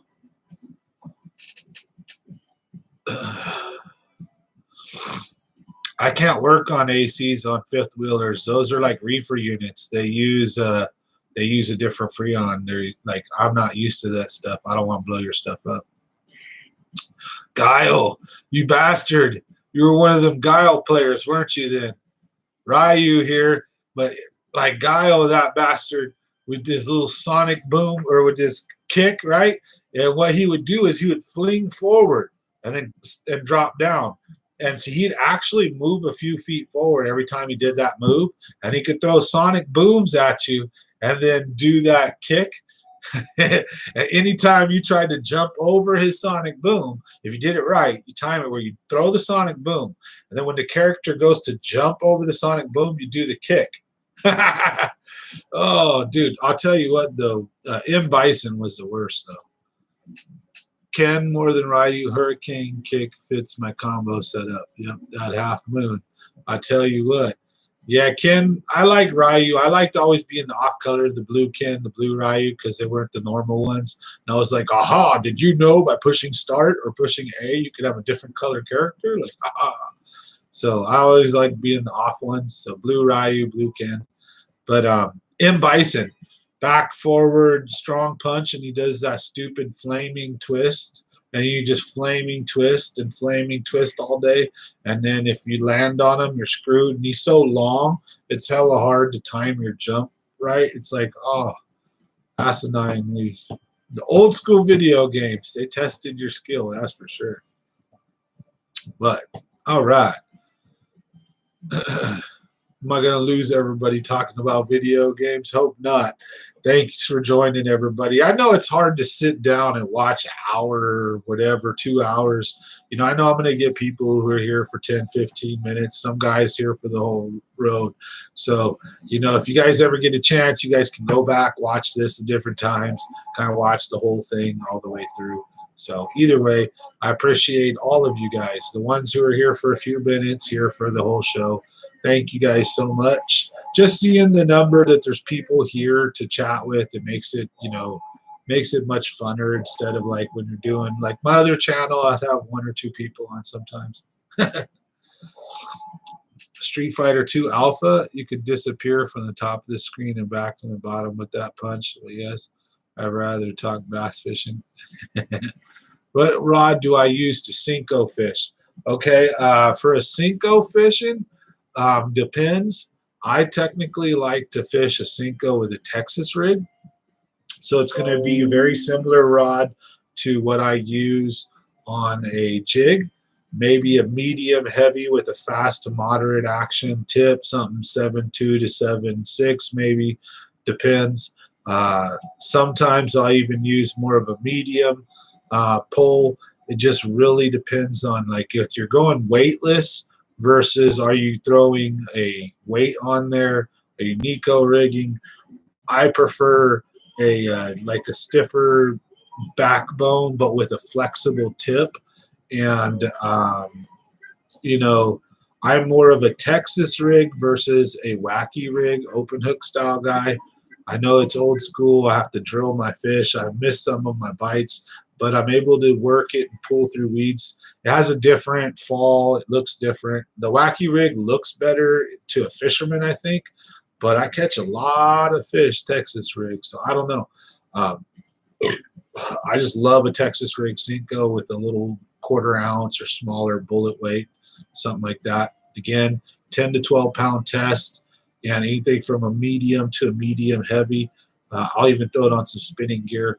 It really depends on the size Cinco, 4-inch, 5, 6, because if you really want to get your feel and your dial in perfectly, each one of those could technically kind of go on a different rod or setup, you know.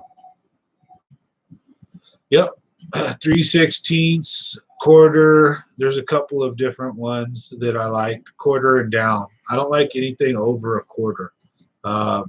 Unless I'm punching, and then which I'll punch, then you know, ounce, 2 ounce weight. But I prefer if you're Texas rigging a Cinco that it's as light a weight as possible. It just depends on whether you got current or wind. You don't talk too much. I appreciate everybody commenting. It actually helps me keep the flow of conversation going and staying on subject topics. And then I'm also, by you guys commenting, that's great. I appreciate it. That means you're engaging and interacting with the content and with the Common Sense Fishing community. It's better than having 5 or 6, 7, 8 people on And I'm sitting there sipping a beer, staring at the screen like, "Well, how you doing?" You know, because I will. If nothing's going on, I'll just literally ask you guys, "All right, well, what's up?" So, yeah, how's it going? Keeping it real?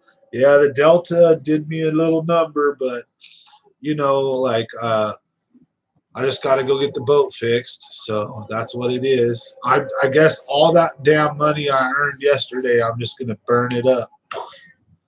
Because like I put a unit in, I installed a unit, so I worked like a 16-hour day. I made a good, I made a little bit of money for myself, but I lost. I'm basically gonna lose it all fixing my boat, but whatever. Money comes, money goes. Things happen. I don't know if it's just me or I'm weird like that, but a lot of things in life I tend to I've had a lot of bad things happen in life and a lot of good things. I tend to just let stuff go, like, hey, you could fix my life. Well, what happened to the boat? Like I said, I'm new to your channels. Oh, okay, thanks. Well, if you're new to the channels, Bank Bass, and let's fill you up really quick here. I've been fishing for about 30 years. I've only been recording the last year and some change. I do heating and air conditioning. I'll upload some random videos like that, but it's almost all fishing stuff. I bought a boat in February, like a year and some change ago, and been taking care of it, having a great time. Have a lot of content. I have double-digit bass on video. I have 2 of them. The other one, unfortunately, had a bad outcome, so that video I'll probably wait to release for a while. But we've had a lot of fun on this channel. I take kids fishing. I do toy drives. So last year we took care of Christmas for over 200 kids, right? It's a lot of stuff. So now what happened to the boat is this Friday at the California Delta, I was trying to make a shortcut across an area at Frank's Track on the California Delta. And unbeknownst to me, it was kind of like an island you're not supposed to go across. And it looked fine. Nothing's marked. It smashed right into the bottom, broke one of my prop blades clean in half, and damaged my stabilizer and part of the lower end. But I think everything's hopefully fine, and a new propeller should be good because most of it's aesthetic. I don't think it's going to affect the water dynamics of the boat much. So, yep, that's one thing. I tell you what, a little quick story if you guys want to hear it. Hopefully we don't lose everybody, but this is a pretty emotional and pretty cool story. You guys want to know a little bit about me? My son passed away 2/23/06, and I was like miserable, didn't know what to do with my life, and I was making money doing things, and I had jobs before. I had worked at foster farms. I had got fired because my son passed away, and I missed 4 days. So I lost my job, making over 60 grand in my 20s. And I was lost and depressed and didn't know what to do with my life. And I felt thrown away because I worked for a union, and the rules at the union are very strict. By the end of a 3rd day, you have to bring a doctor's note in order to miss a 4th day. And I called in sick to move because I didn't have many friends at that time because I was working 12 to 14-hour days. So even the friends I did have, we just didn't connect a lot. And I just couldn't get anybody to come help. So I called a day or 2 off. I moved, and my son passed away. And then I had to call in, for the day or 2 it took for all that. And I went back to ready to work 4 days later with the note. But on a technicality, they fired me, especially because I was making good money. And it's a very cutthroat kind of place. And someone wanted my job who had high up connections, got my butt fired. So I went to call. I was sitting in my driveway, miserable, and I'm renting a house. And the place, hold on, just wait. Just save it out there. Don't bring it in here. Just let me finish the story. I appreciate it, but you guys check it out. So no damages to the house. So anyways, I'm renting this place, and it has a swamp cooler, and it has a swamp cooler, right? And the swamp cooler pump broke. The fans still work, but the pump broke. And I didn't know shit about heating and air. I didn't know nothing about nothing. I could barely change a tire. And I'm in a rental house, and it's like a ghetto slumlord rental house. And they wouldn't fix nothing. And I was in like the most miserable state of my life. At that night, even when the swamp cooler broke, I tied a water hose to the side of the swamp cooler. And a swamp cooler has 3 sides. So the pump broke so it wouldn't have water on all 3 sides. So I basically, I tied a water hose to one side and turned it on low so that I would at least have some kind of cooling. And me and the ex-wife were so miserable hot, we actually pulled up our sleeping bags and pillows, and we laid them on top of the kitchen table and pulled it up to the swamp cooler and slept in front of it to get some kind of relief. And I'm going to finish the story. Give me a second. I have to go pee real quick. I'm in a little thing. It's just right here.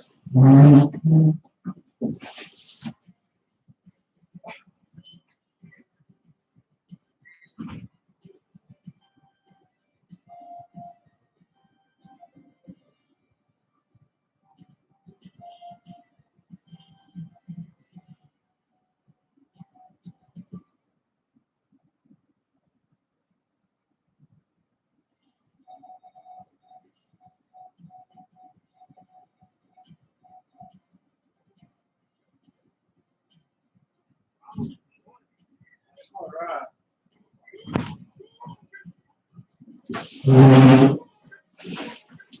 All right, folks. Sorry about that. Okay, so, all right. So we were sleeping in front of the freaking swamp cooler on the kitchen table to try to keep any kind of comfort, right? All right, so we're getting one day that is so miserably hot.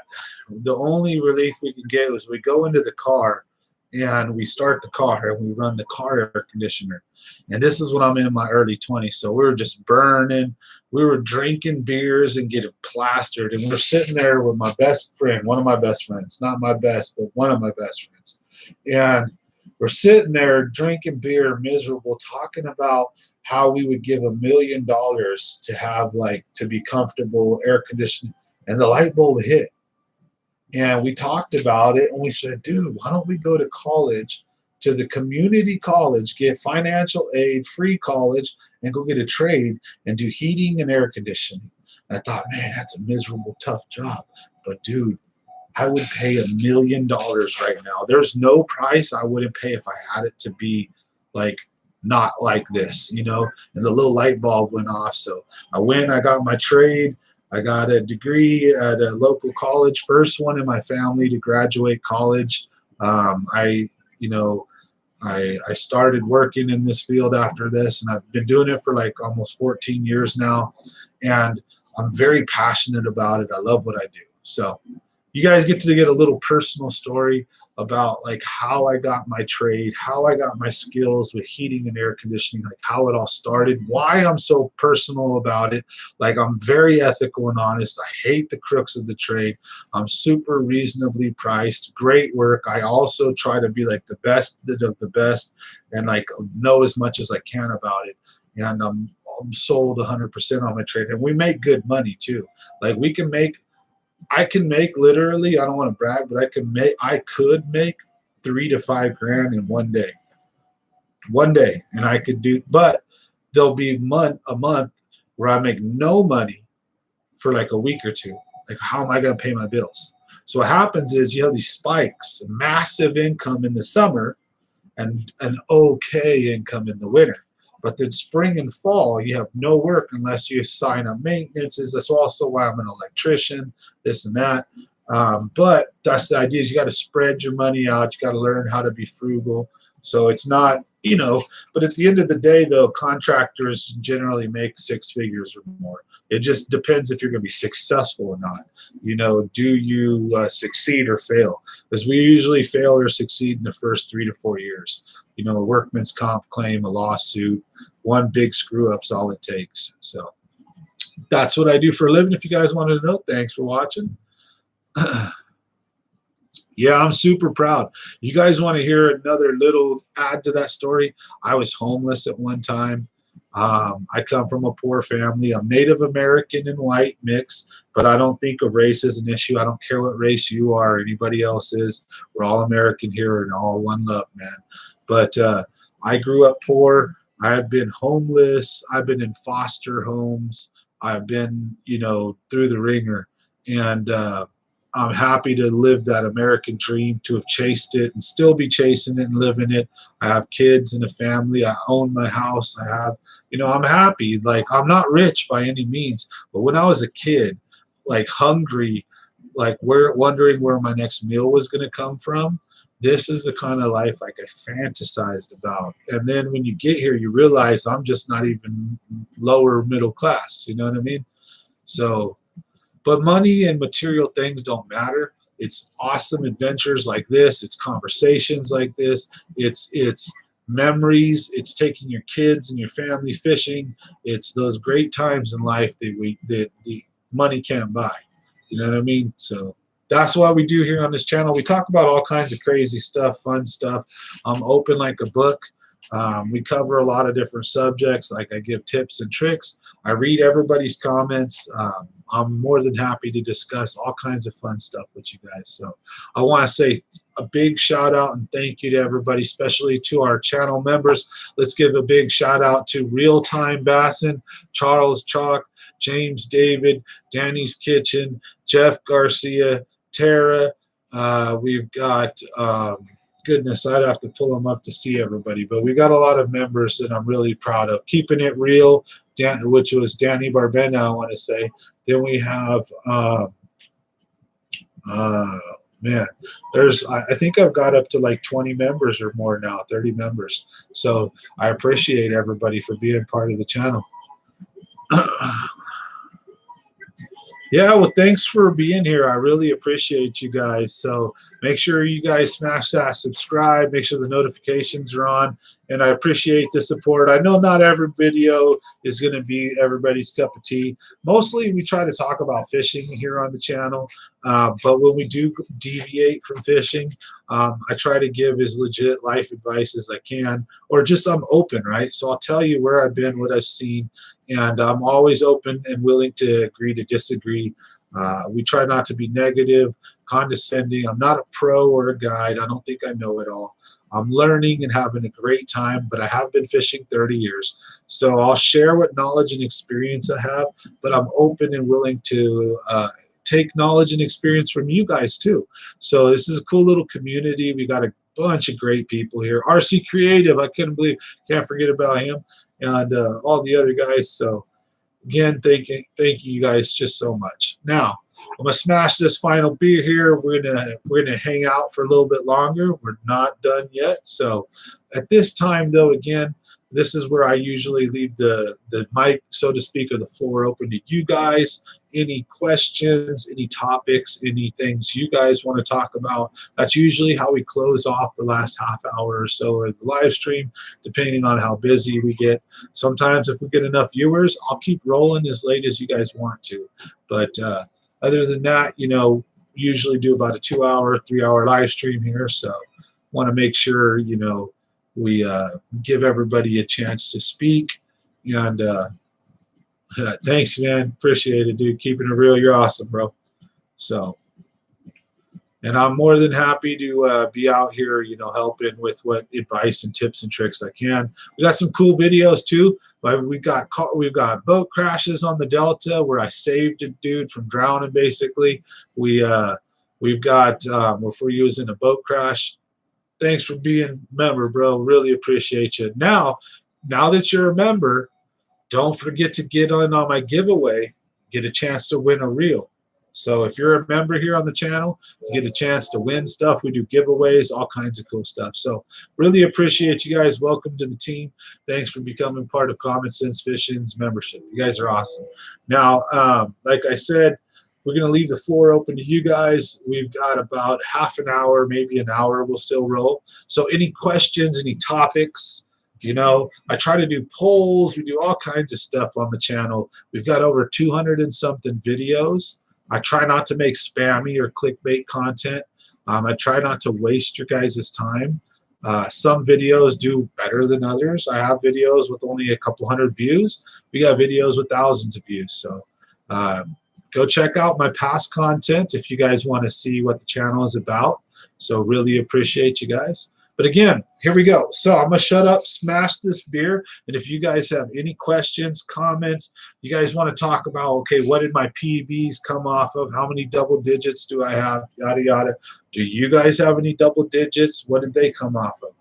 Stuff like that. So, or we can talk other stuff. I don't care.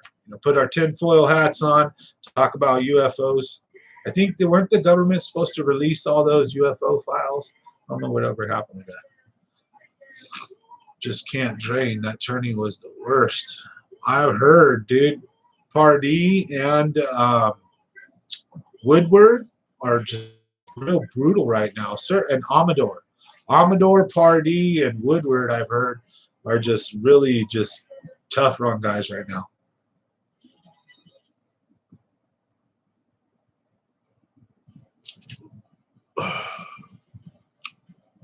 Oh, no. I'm a jack of all trades, buddy. I love throwing square bills. I love throwing top water. I love throwing LV 500s. I love throwing jerk baits. I love throwing crankbaits and deep diving crankbaits. I love throwing spinner baits. When it comes to bottom bouncing, I'm a jig, Ned rig, drop shot, and Texas rig Cinco guy, along with a U-head, swing head. So I throw a lot of different stuff, and I'm pretty good with most of it. I'd have to say, to be very honest, my biggest weakness is probably swim baits. Excuse me. Most things suspended in that middle water column. Swim baits, soft swim baits, underspins, swim jigs. I just don't throw them enough. Chatter baits. I'd rather throw a spinner bait or a crankbait. I love treble hooks. I'm not scared to use them in weeds or wood. I know how to feel something and stop instantaneously and let my lure float backwards. So do I trout fish or panfish? I sure as heck do. I fish for anything that bites. However, predominantly, so you got to understand, I've been fishing for 30 years, but this last year I've been all like YouTube fished out, right? So a lot of what I do, I'm trying to do based on what I think you guys would like. But I love striper fishing, salmon fishing, trout fishing, you name it. Now, I don't do much pan fishing. I did last year. I've got videos of bluegills like this. I got bluegills, almost state records, probably about a pound off. Mondo bluegills. So, but I don't know. I'm more into the fight. So I like carp, catfish, trout, salmon, anything big. I like the big fish. And also hard to catch, hence the bass and some trout, like stream fishing could be fun. I like to do more of that. If you guys want to see that stuff, comment. Let me know. I'm more than happy to take a day and pack some of my spinning gear, some of my 8-pound and 6-pound tests, take some trout spinners and pinch down the barbs and head up into the high Sierra and go catch some trout, some little 4 to 4-inch to 12-inch brook trout, native trout with beautiful coloring, beautiful native fish. I've done that a lot. I know how to do it. We could striper fish, go to the San Luis and O'Neill and go out there and top water plug and do some stuff like that.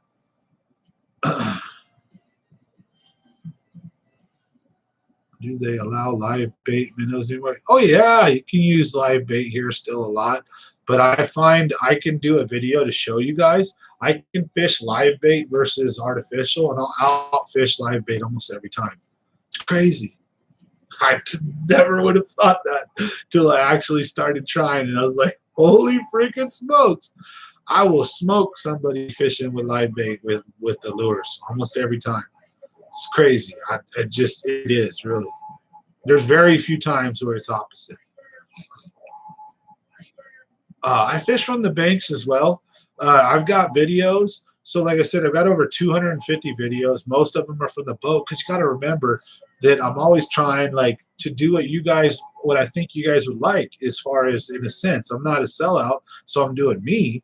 but I also do what I think is going to be entertaining for you guys. So I go and I'll do a bank fishing video. Sometimes it only get 100, 200 views. I go do a video at the Delta, it gets thousands of views. It's just like, but I do want to be broad, and that this, I do all kinds of fishing because not everyone has a boat, and I understand that, and I know how to fish from shore real good. I love fishing from shore. I'll tell you what, when I fish from a boat, the best way to fish from a boat is to act like you're fishing from shore and use spot lock. And you stop your boat, and then for about 10 to 20 minutes, you fish the area as if the boat that you're standing on is a chunk of shore. That's what you do, because with spot lock, you don't budge, you don't move an inch. So I can sit there and I can cast perfectly. I love it. It's so awesome. Again, big shout out to Curtis LaDuca for being part of the channel here, for joining our memberships. So thank you there. Terrible at Fishing, thanks for you being here as well, keeping it real. And all the other viewers, thank you guys so much. Just wanted to get that out again. Now, do you only fish with that? Oh, yeah, we just covered that. So I think I want to do some shore videos.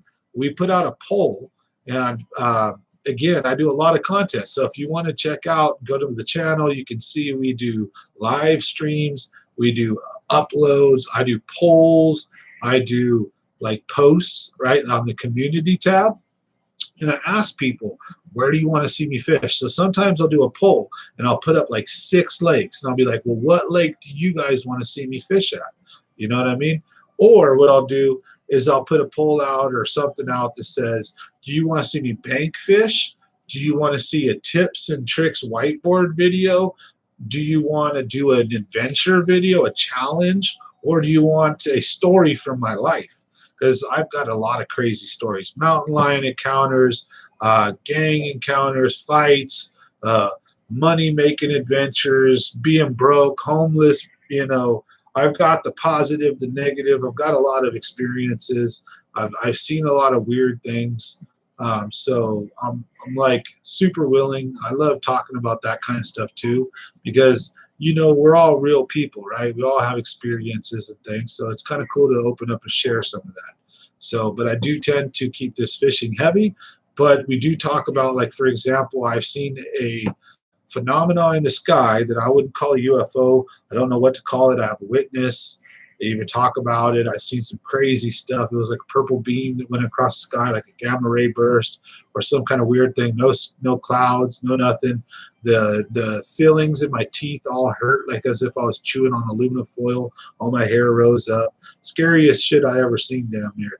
Shore fishing at night.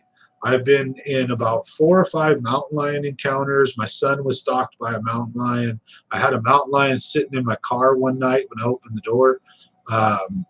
So I've got a lot of cool stories, party stories from my youth too, skateboarding, fishing, whatever, you know. So open book here.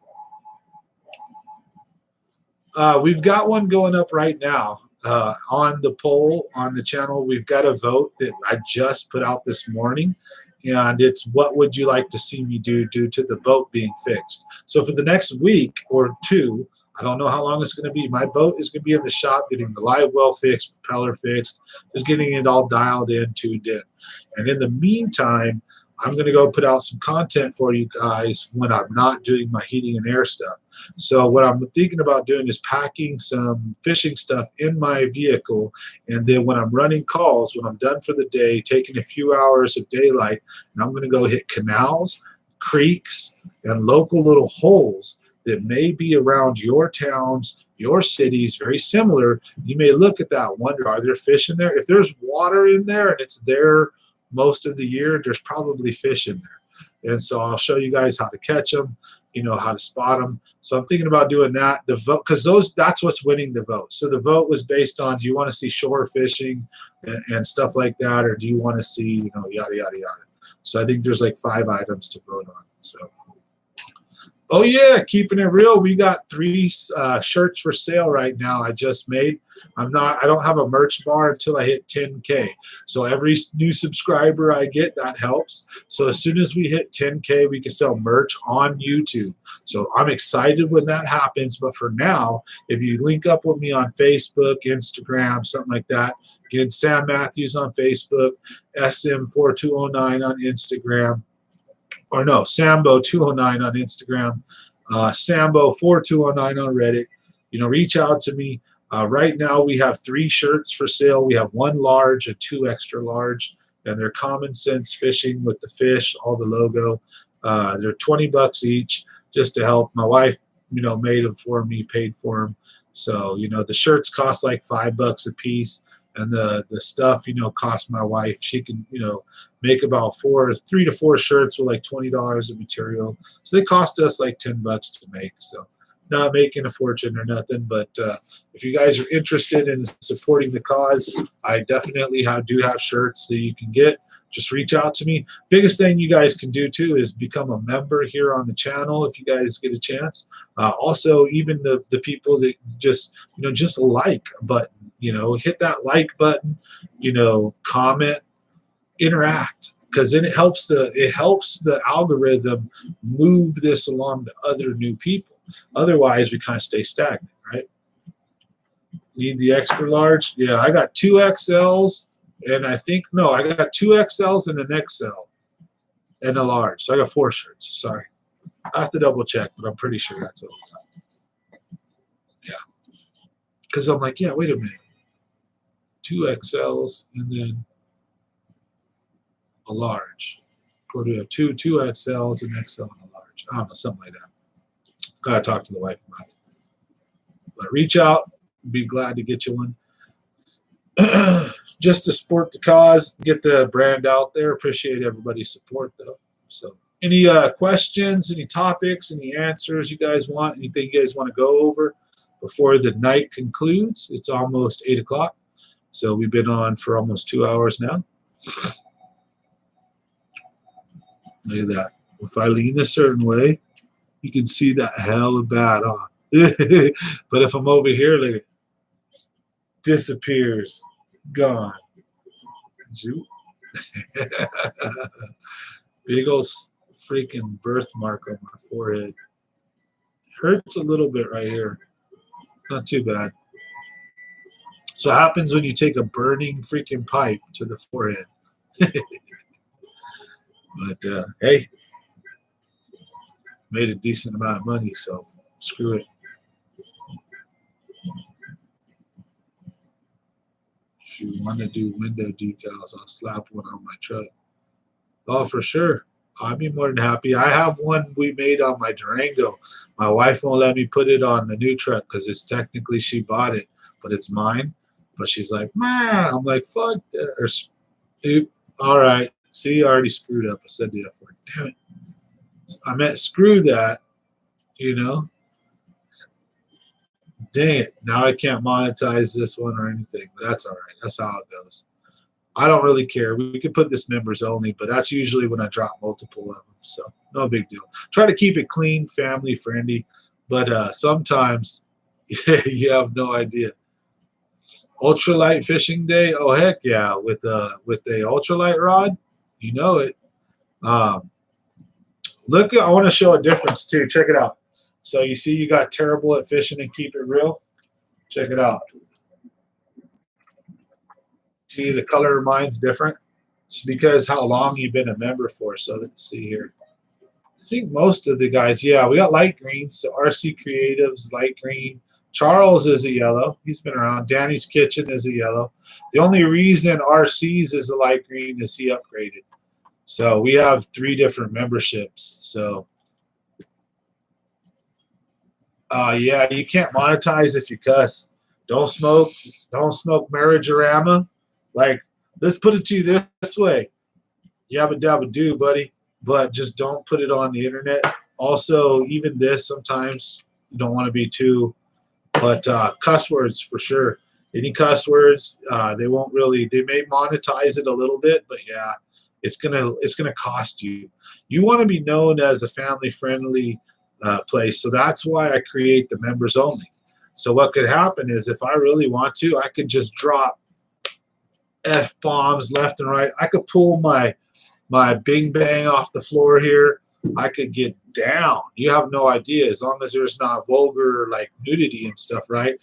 We could party like it was 1999 in here, and as long as it's members only, no big deal. But if it goes general, it'll affect my advertising.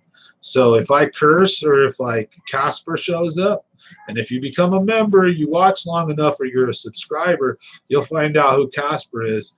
And I could understand bank bassing on the weekends. You have no idea who Casper is because you're new to the channel.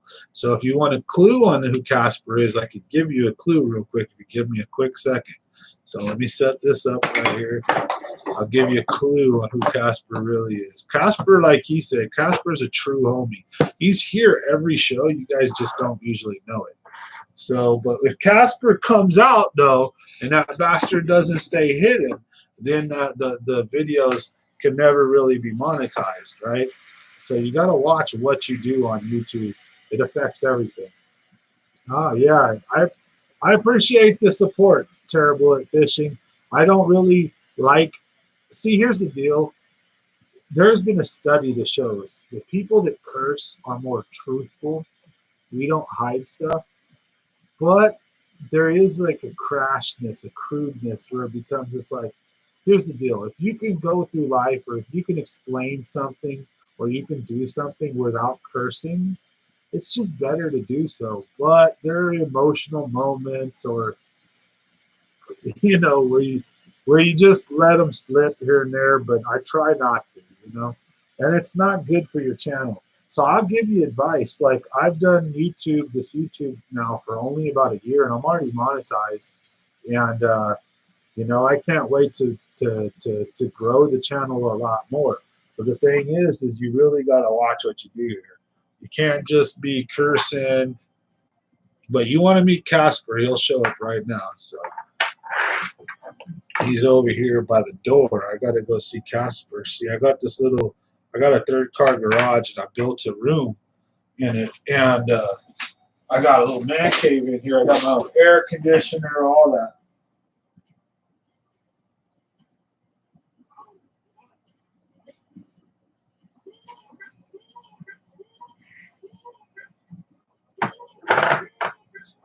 Burn myself.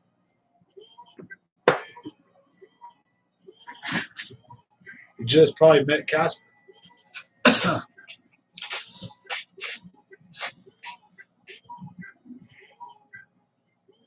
Oh, man. Okay, so Terrible at Fishing, my advice to you would be just keep at it, but don't do like a bajillion videos. So for example, if you do like 2 or 3 a day, but they're only getting 20, 30 views a day, they could interfere with each other. And then when you pump out mass content, but it's not getting a lot of views, it will actually hurt you in the algorithm. So give me a quick second and I'll be right back to explain what I believe is going on with YouTube's algorithm, how to use it to help your channel grow. So give me a quick moment. Be right back.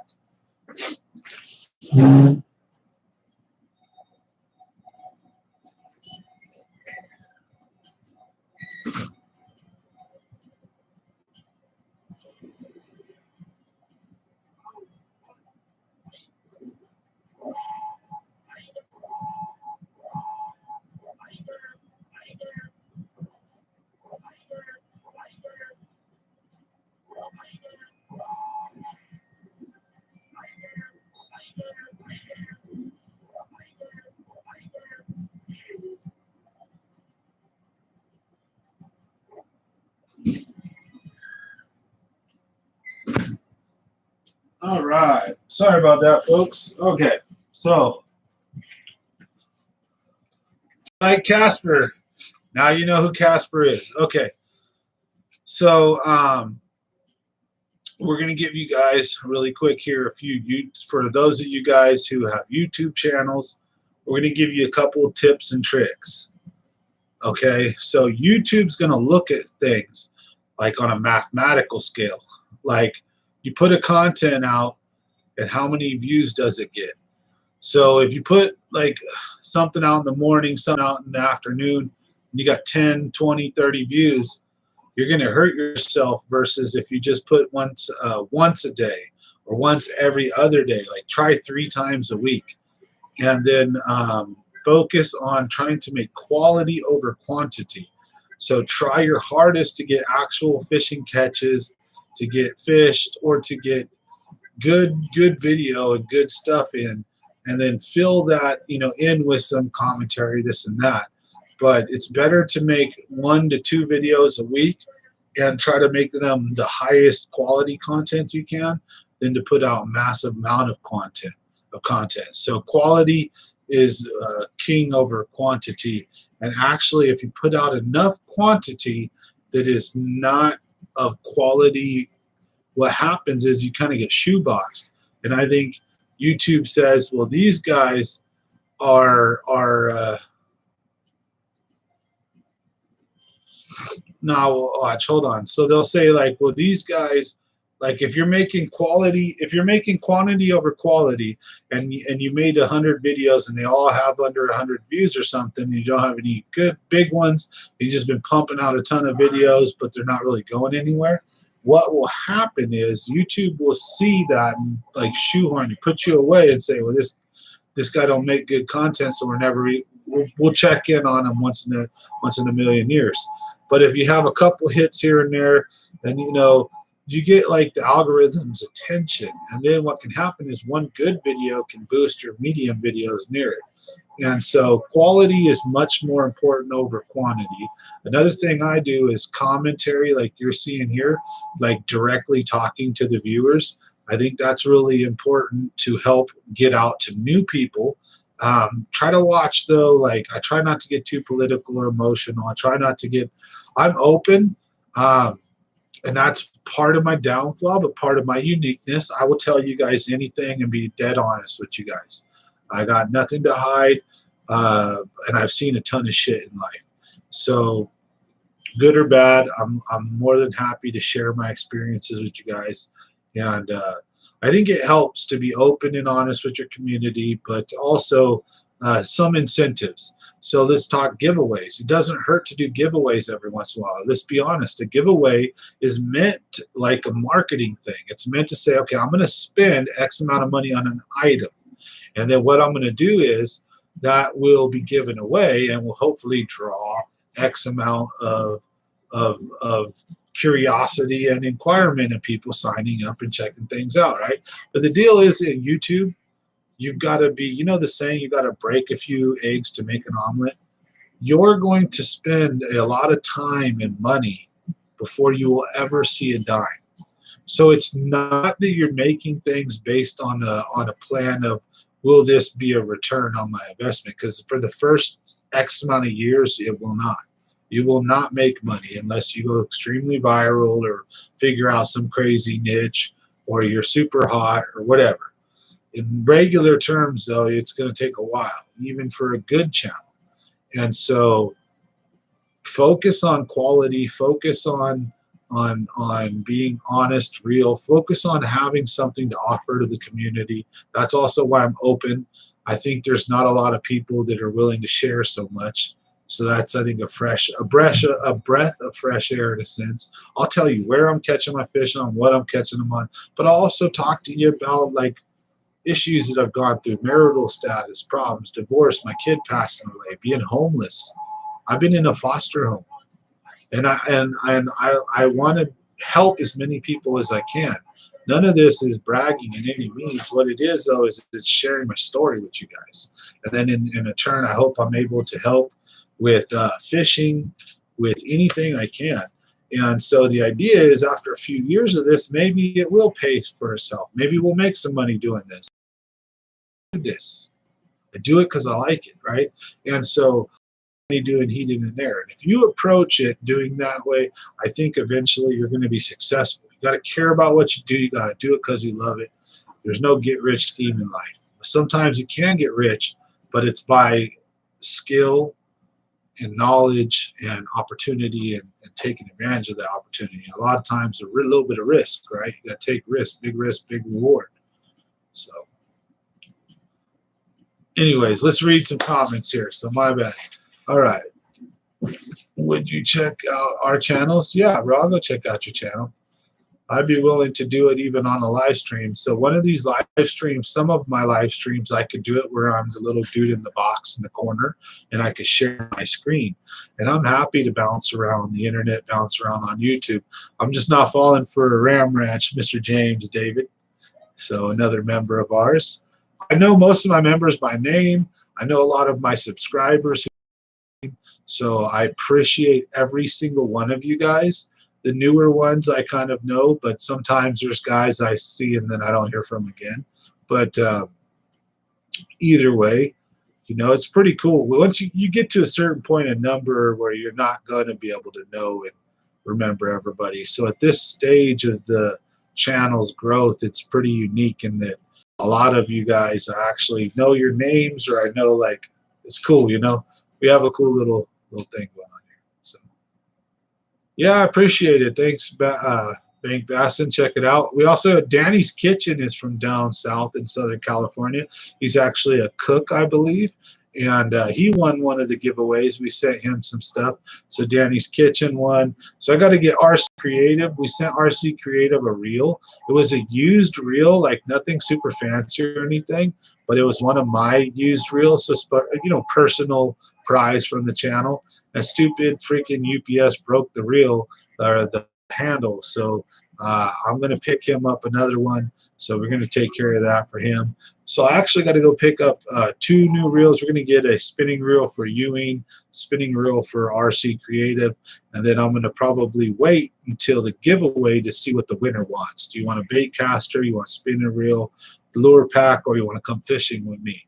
So kind of give them a choice. Hey, you get these options. So when you're a member, once a month, I do a giveaway where I say, hey, look, you can either come fishing with me. I'll pay for everything. You jump on my boat and you fish with me. Okay, that's number 1.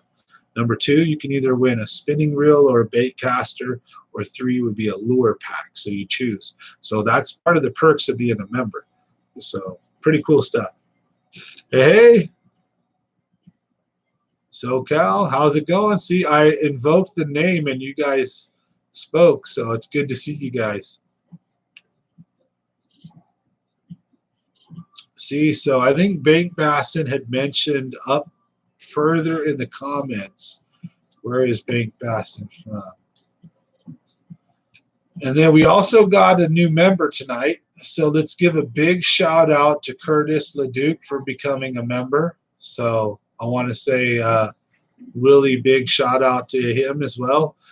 Thank you for being a member, and you know, this is a really cool community. I want to say thank you to all the members, all the subscribers, and all the people just watching. If you dropped a like, if you commented, just by engaging and watching a few minutes of this, you help the channel, and thank you guys. So now, anybody got any questions, any comments, any topics they want to go over? We can run till 9 o'clock. Shit, I'll make a phone call to the wife, tell her to go pick up some beer. I'll chill for a little bit longer. I don't mind. But, you know, it's a Sunday night. I plan on getting on tomorrow, Monday. So we got Monday, Wednesday, and Friday. We're going to hopefully have the live streams. Also, members, remember, you guys have early access. So the first banana video is out. We caught like a 5-pounder. We had a ton of fun. So I think it's a pretty fun video. That's out. Second banana video coming soon. So thank you guys. So don't forget to go check those out. But appreciate everybody watching tonight. Thanks for the views. When's the next toy drive? I'm doing it right now. Toy drive's already on. So I'm running it now until Christmas.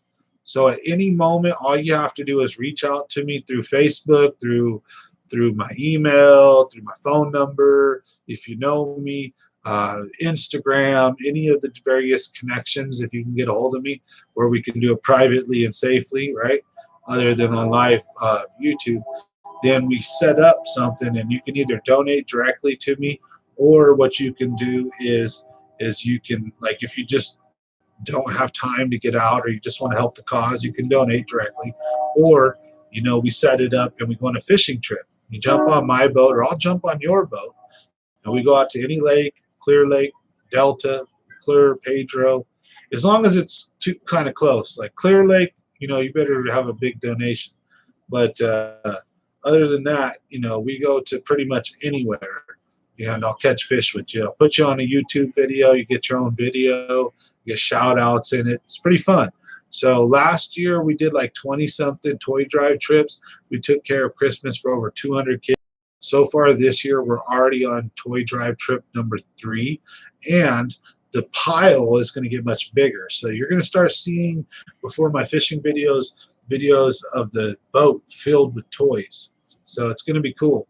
So just follow along, watch the video, and you get to see the cool story and be part of helping out a bunch of kids. So I'm super excited. We do on this channel, we cover a lot of things, but every year I try to help out the poor kids with Christmas. My first Christmas I could ever remember was being a dirt poor kid and being like a toy thing where someone like donated, and so. Anyways, look at these. I got delivered some ribs. I'm going to go check them out over here real quick here. You guys got any topics or questions? Fire away.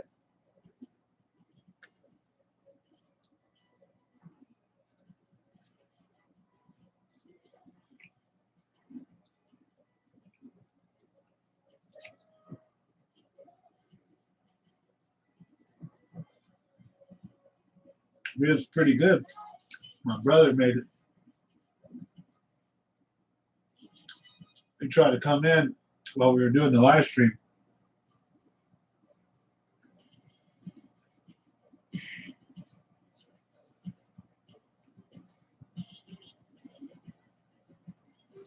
Uh-oh. I don't even want to pop out. I'm going to have barbecue all over my face. Uh-oh. Hold on. Yeah, baby. He was stinking the head. He gave me a napkin.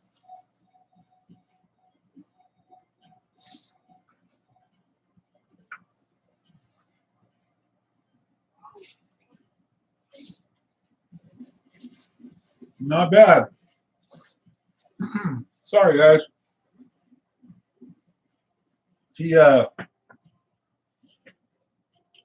He made them with what he did was he cooked them at like 180 for like 6 to 8 hours, something like that. So they're pretty good.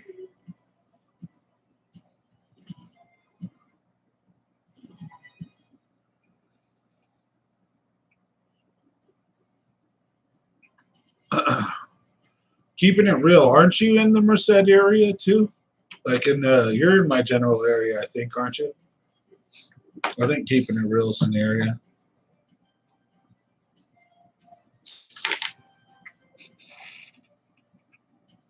Stockton. Yeah, okay, cool. 209, baby. 209. Right. Oh, wait a minute. Mama's Boy. So you guys get to see. Mama's Boy. 209 in the dice. And then I'm Native American, so. I hope scare you guys away. But then got my other one right here too, big old giant one. And one on the back and all over the legs. I got a few.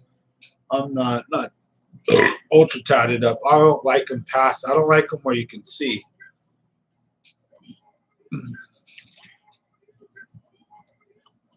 Summersville Lake. Look it up live on screen and give some tips. All right, let's take a look.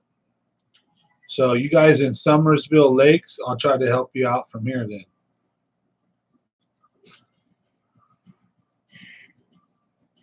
Yeah, Stockton's a nice area. You just got to watch out. There's some violent stuff. There's some bad. There's some positive. It's a beautiful area, the Delta, some beautiful homes, beautiful neighborhoods. There are some ups and downs, but no place is perfect. And I'll tell you what. Life is what you make it, isn't it? Life is like a box of chocolates.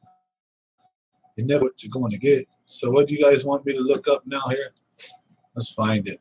Uh-oh, your little chat popped away. Where'd it go? Oh, the screen and screen? Here's the deal.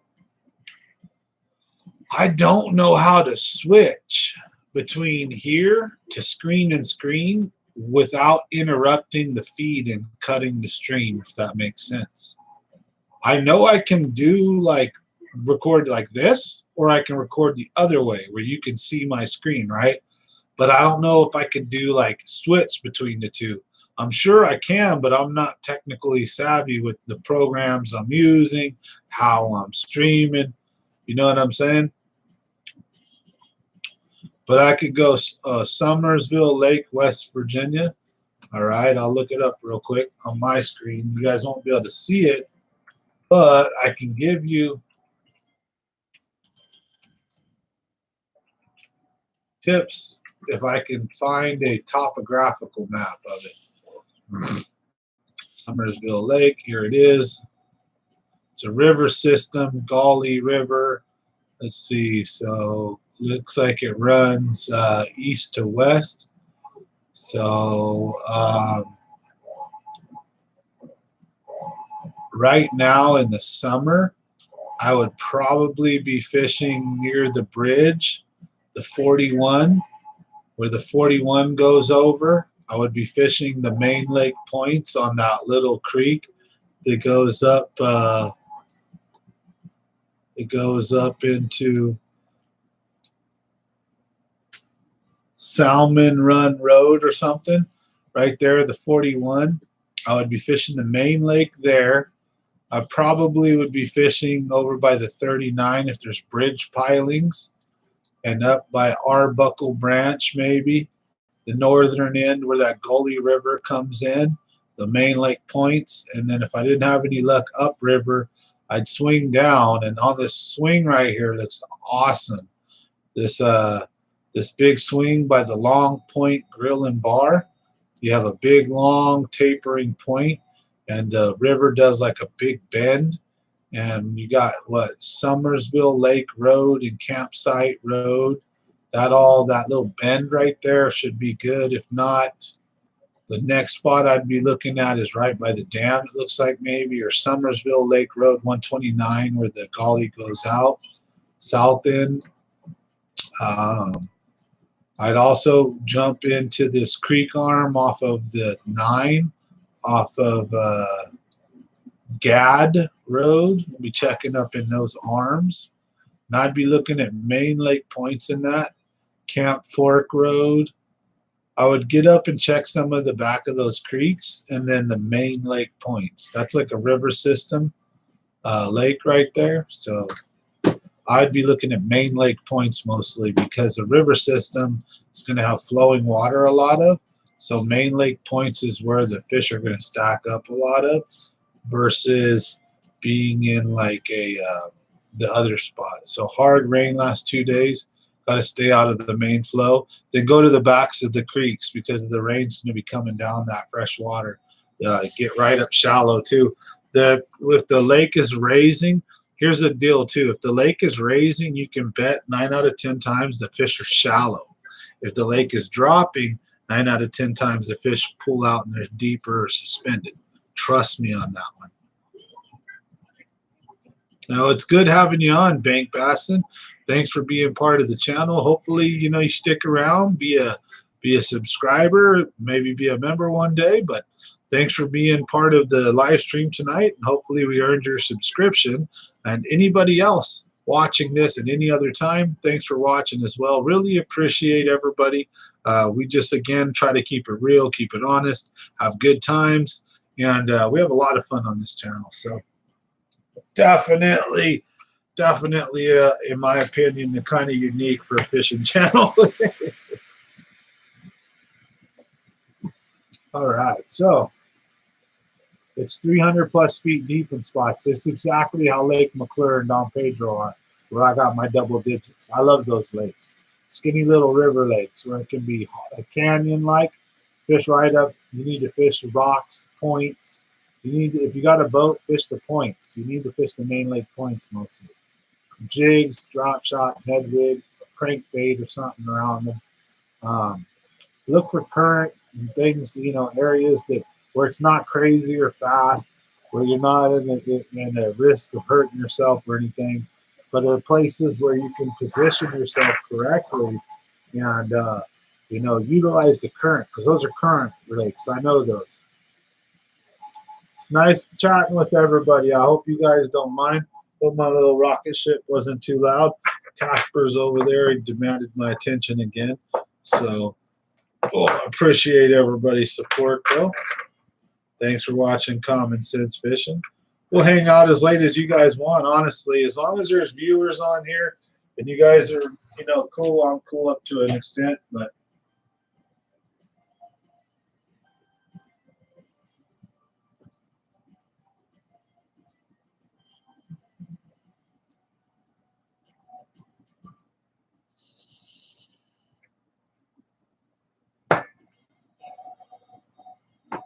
oh, man. All right.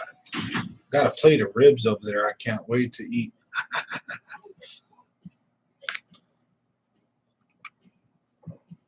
Oh, yeah, for sure.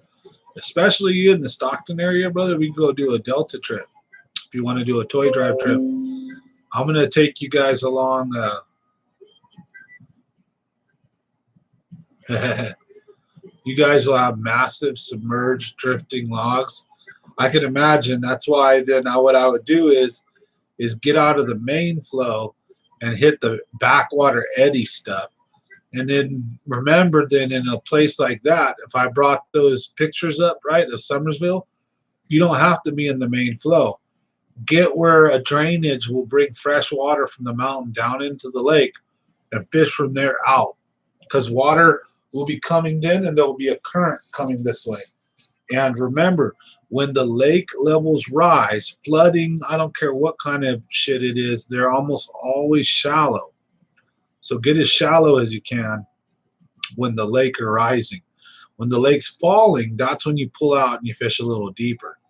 So, but yeah, I know exactly. We have that happen sometimes. Yeah, I really appreciate it though. So we have these live streams, we do a lot of videos. So I know the channel's kind of new.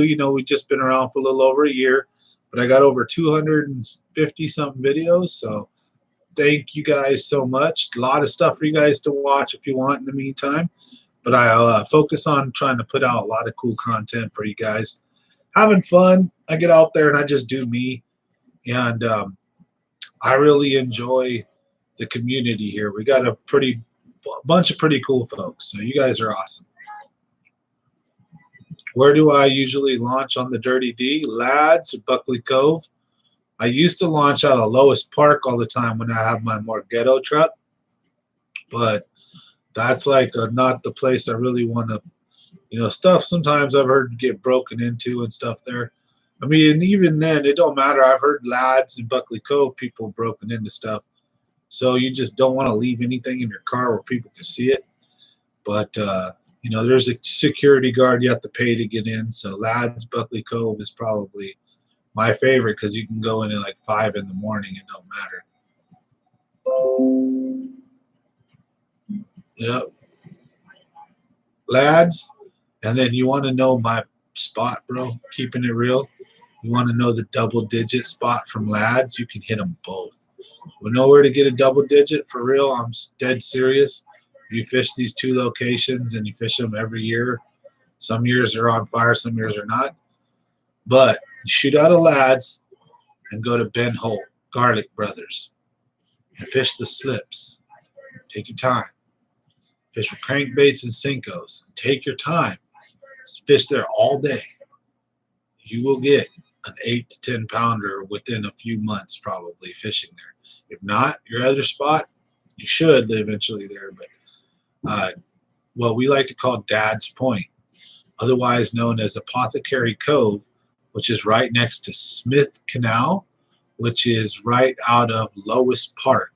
So you launch out, don't launch out of there, but there's a launch. Mont Diablo, this Lois Park, Pixie Woods. and you would launch out of there. And if you turn right out of that first right, that's Smith Canal. If you keep going, and then before you pop out onto the main, downtown Stockton, all that stuff, there's a little turn on the right, a cut, and it goes back kind of far, and it's a big cove, and it goes back real far, and it's lined with houses and docks, and it's perfect in there. It's got monster bass in there. Yeah, early summer nights are best for PBs. I've got that's where you got your PB. Which one? In Apothecary Cove? We've got multiple double digits out of there, boss. We've got an 11-pounder, 10-pounder. I've got a 10-pounder out of Binge Hole. We've got them out of McClure, Don Pedro. But at the Delta, most of the double digits caught by me and my buddies have all been out of that cove I just told you about. Or they were out of Bin Hole. So that cove I just told you about, there's a few specific docks. If you crankbait and you throw Cincos, there's 10-pounders, 8 to 10-pounders in there consistently.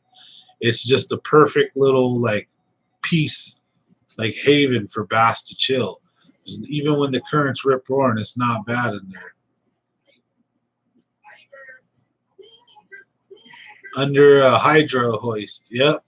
I had something between, I'd say between 10 and 14 pounds. Shake me off there one year. I've caught a couple of 8s and 9s out of there. We've got, like I said, an 11. Not me, but my buddy in the boat with me. You've got an 11. We've got 10s, and I've got double digits and 9s and 8s out of Ben Holt, Garlic Brothers, out of all the slips. Those two places, the only places I fish. And then even if they kind of are tough, you just do a circle and you fish them again. And believe it or not, you'll do one circle and you'll catch 3 or 4 or 1. And then you'll do another circle and then you'll catch 2 or 3. Then you'll do another circle and you'll catch 1. And that place will be loaded with monster bass. And that's all I'll fish, basically. Not really, though. I fished the downtown where the big boulders are at, where San Joaquin River comes in, and where they load all the ships, and there's those big things, and it's like behind like this, all those like beams and stuff. You can drive your boat in there, and there's like freaking the point of the San Joaquins right there with big old rocks. Always get 5+ pounders there. There's the big turnaround, the big bend back behind the ships going towards downtown, and that big rocky point. We catch multiple monsters deep cranking and fishing out there. We fish Windmill Cove and catch big monsters in the back by the pipe and on the ramp halfway down. We also fish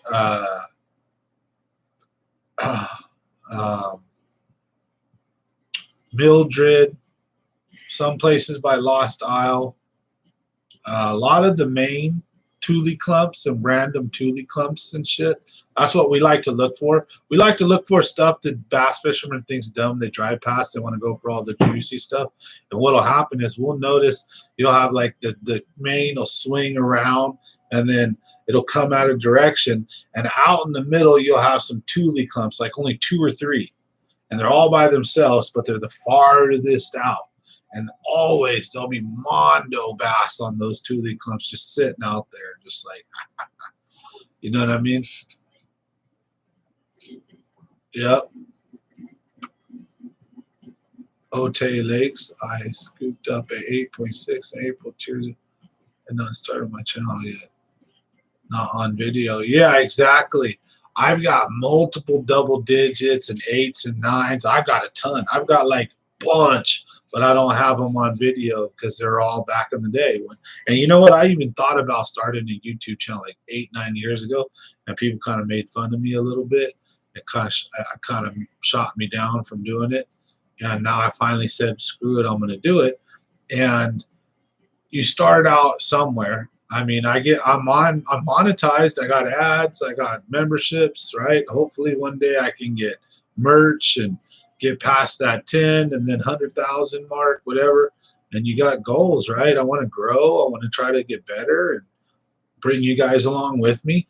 And then the thing is if you got a YouTube channel, I try to help teach too how to like grow yours, like what I did, like how I grew mine. You know, I'm open to all kinds of stuff. So that's what these live streams are for. It's personal. It's one-on-one, me with you guys, the audience.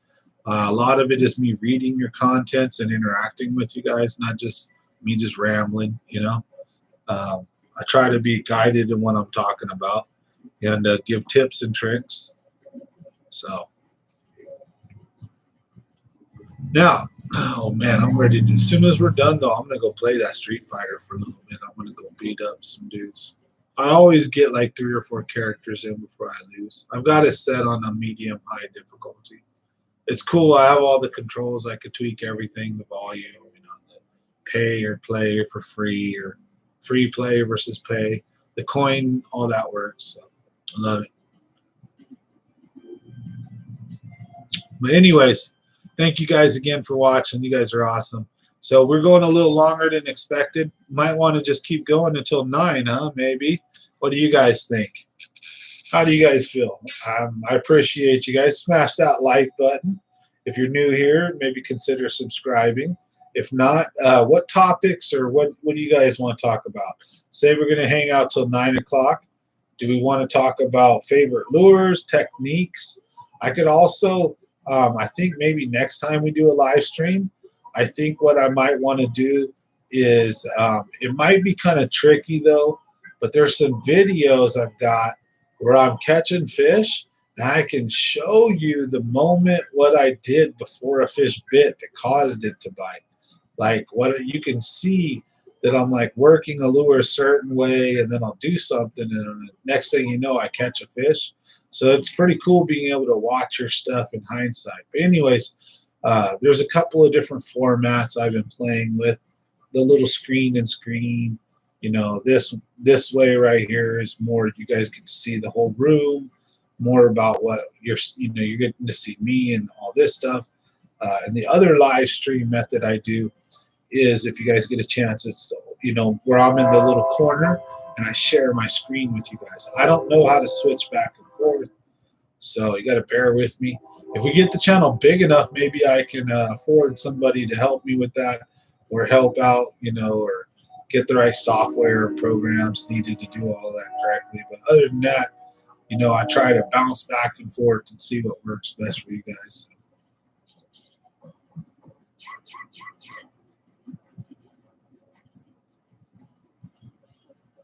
What's a BFS? Excuse my lack of. I don't always get acronyms. What's BFS? I'm gonna burn out. It's probably gonna be something. I'm gonna be like, doughy. Ow! Just smacked my burn. That did not feel good. Bait finesse systems. Okay, I think I've heard of them. No, I don't have any though. I don't have anything like that. See, what I do, if I fish finesse, I usually use spinning rod. If I power fish, I fish bait caster. I kind of am old school, set my ways with those other things. Yeah.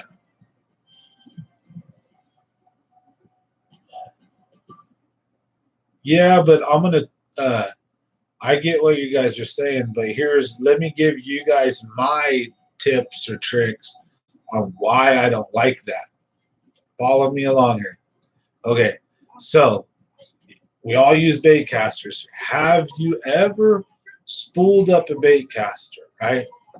Spool it up, fresh line, whatever, tie your lure on, and after a while you notice the line isn't packed on the bait caster 100% tightly or correctly, like no matter what you try to do.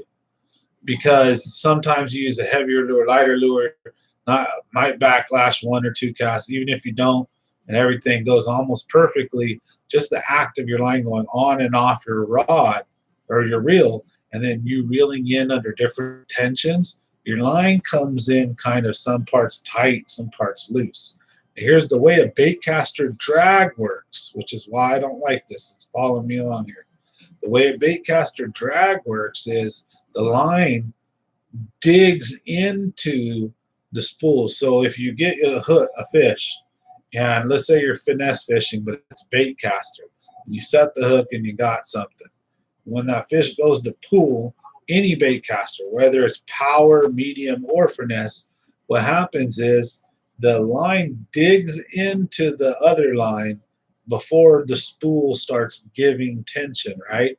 And a lot of times you can get a couple pieces of line that will loop over it if you get enough drag pulled out. And then when you start reeling, well, you've got this line that's dug in now, and then you start reeling at a different angle, and it's easier to screw up your next cast or backlash you or mess you up. When a spinning rod gives drag, it peels off smoothly. You get what I'm saying? And so if I'm finesse fishing, I prefer a spinning rod. Why the hell would I finesse fish with a bait caster? It don't make sense. It's the oxymoron. Bait casters are power fishing rods, in my opinion. I may be wrong, but that's what I'm saying. Everybody different strokes for different folks. So for me, spinning rods were meant for reverse reel, regular reel, the way the drag works, the way the line was wrapped around the spool and it feeds out. And then when you pull it in, it feeds it back in at the same thing, and you don't get the line digging into the line as much. The reel gives quicker on a spinning when the drag sets. So the thing is like when I'm finesse fishing, it's usually in a lake that's open. Okay, so let's talk about this really quick. Do you finesse fish at the Delta? Do you finesse fish where there's wood and sticks and docks and boats and all kinds of shit where you hook into a 10-pound bass? Let me tell you this right now, because I've hooked into many 8 to 10-pound bass that I did not land. And this is where I learned this lesson. So you hook into an 8-pounder, and that thing takes you under. With your little finesse gear, that bass is going to punk you, and it's going to pop off or wrap up. It's going to go into, like, if the places at the Delta, those floating, those lifts and all the crazy bars and structure that's under there, you have absolutely zero control of a big fish if you're fishing finesse gear. If you're fishing 6-pound test, you have no control over an 8-pound bass. That fish is going to go on you. So if you're fishing heavy cover docks, what the hell are you doing throwing? See, 6-pound test, 8-pound test finesse gear is for clear water, open water, McClure, Pedro, boulders. It's not for use amongst docks and for lumber and trees. There's a trade-off, right? That's why you're supposed to use braid over here and there. So you're supposed to use this and that. So if I'm finesse fishing, right? So follow me along. If I'm finesse fishing at a big lake like McClure or Pedro, or at like one of these river system lakes, I take my spinning little fairy wand. I can cast a mile with it. I can catch a 10-pounder. I can hook into it, and that fish can swim like a trout for a day and forever, and I can let it go. But the difference between the bait caster and the spinning is I never backlash. I don't ever have to worry about, like, if I have my drag set correctly, I don't ever have to worry about snapping on hook sets. I don't use lures with hook sets. It's just like, to me, I don't like that. I don't fish like that. Let's just put it that way. So anyways, let's see what you guys say. All right. Well, it is, but it isn't. See, like, if you're reel on the spinning reel, if your drag set right when you cast and reel in, usually your reel hugs the line, hugs the reel about the same tightness and stuff. But on a bait caster, you may have like where it was really spooled up where it's tight, and then after you've cast it a bunch of times where the line's on there nice, but it's kind of loose. And then when your drag pulls and it digs into that, you know, and then if your drag's too loose on a bait caster, you lose a lot of fish. Or I go to hook set and the line pulls out, zzz, you know what I mean? That's why, again, Fairy wand, I just prefer for finesse. That's what they're for. They're sensitive, they're light, they feel good in the hand. And then I actually power fish. My right hand, this is my power hand. My left hand, this is not my power hand. So when I'm finesse fishing, I prefer to use my left. It slows me down. With my right, when I'm power fishing, I'm using a bait caster. I can just burn stuff in. With my left, I can reel pretty good, but it's just, to me, it feels perfect. I'm like, when it comes to the reels, if it's a spinning reel, I'm a lefty. So a spinning rod, I'm lefty. Bait caster, I'm a righty. To me, that's because bait caster power, spinning finesse. This makes sense. That's me, man. But you do you. If that's how you fish, great. I don't want to knock you, but when I regularly catch 8+ pound bass, I don't take chances. I do not buy into that bullshit that you need 4 to 8 pound tests to catch monster bass. I catch monster bass on 12 pound tests regularly, and I'm happy to do it more often. That's because it's done at night, where I'm not going to lie. Of course, in the daytime, those guys are way harder to catch. But again, if you're using the fairy wand, 8 pound test, 6 pound test, in your drag set, to me, I'm more comfortable. A bait caster, I'm just in my hands, I feel power. It's in my right hand. I want to overhook, I want to over reel. I don't know. I mean, that's my own shortcomings that prevent me from doing that, because I know my strengths and my weaknesses, and we should all be aware of our own, right? So if you fish one way, don't let my way interfere with how you fish. We can all try stuff, right? Like, I've held guys' stuff like, oh, that's a cool bait caster, but I wouldn't really feel comfortable using it. Like, I fished with like Ansky from Ansky's Tackle Box, Tug Addicts, Anthony Pascal. He's a cool dude. And I've held his little bait caster. He's got this nice little finesse one, and it's all miniature reel, miniature everything. But I just was like, I don't know in which situation I'd really want to use that, because just my right hand, it's just a speed. It's just, I don't know. It doesn't feel right. Just, I've always been taught old school, right? Finesse left hand, spinning rod, power bait caster, right? And when you expect to catch big fish and you're fishing in cover, docks, anyways, we don't cast into cover with it. I get you. Yeah. My spoolway 5G for sure. I've heard of them for sure.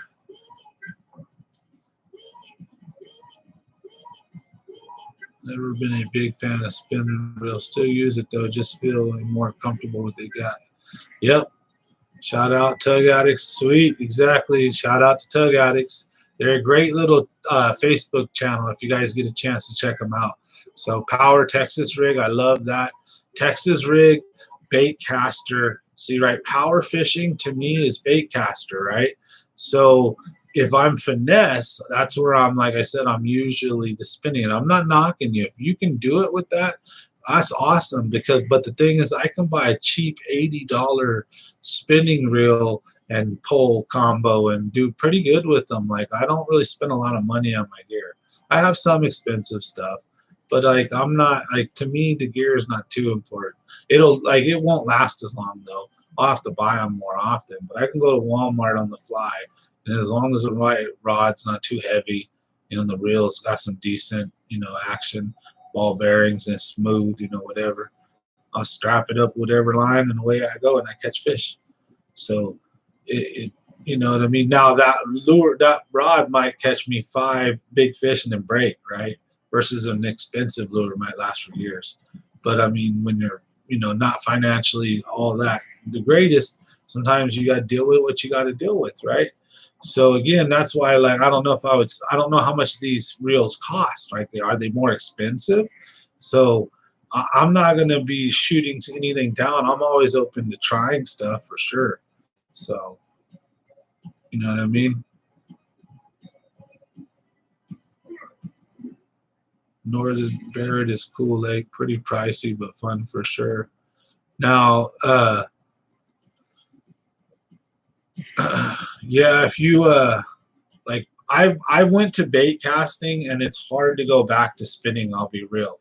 So to me, I'd have to say that 80% plus of my fishing now is all done on bait casting. I love bait casting for the fact that my right hand feels like my natural, powerful hand to reel with. I can control everything correctly. Feels natural. The power, I like being able to control the fish. Plus, like you guys said, you can set your drag where if the fish really does run big time, you don't snap off. Plus, the other benefit of a bait caster that you can't really do with the spinning really good is a spinning rod. You either have to always have your reverse reel activated, right? Or you have to activate it during a fight. So that if you hook a fish, instead of having it take drag, you can just reel backwards. That's like high level, right? But with a bait caster, what you can do is if that fish goes to take a run, you can just click the bell and let it take line and use your thumb as a moderator of tension on the line.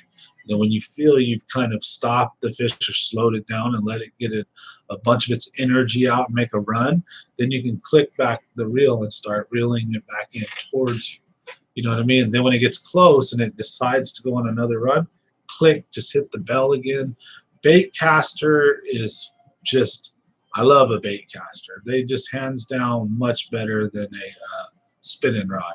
But if I'm going to throw a Ned rig, like a tiny Ned rig, like I guess maybe a finesse bait caster, because I'll always backlash my bait caster. So if I throw a Ned rig, I throw it on a spinning rod. Drop shot, always a spinning rod, unless I'm power shot. So there are, like I said, so spinning rod is my finesse tactic, and that's I'll fish 100 feet deep, 90, 80 feet deep sometimes in the winter, summertime, certain times of the year, they'll actually be fished that deep and good size fish too. But you guys give me just a quick second. Oh, I'll be right back.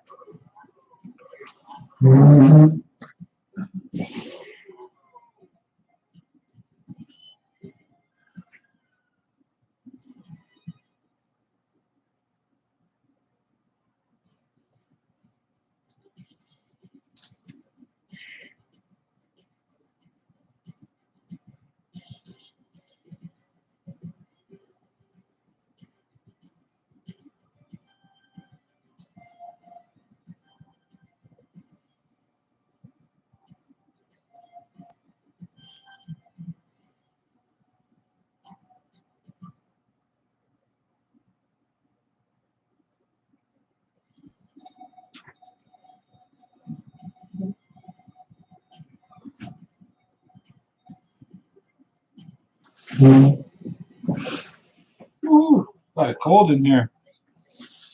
Oh, I'm gonna play around the Street Fighter for sure. Oh. All right. Thanks for watching. If we get a like for everybody, thank you guys.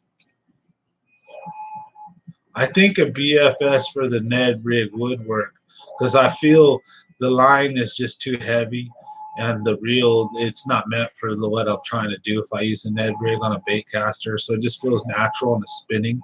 So I guess I probably could find a use for a BFS. See, you're turning me on to some new things here, folks. See, I'm open-minded like that because I have always, I'm being very real with you. I've always been spinning rod finesse, bait caster power.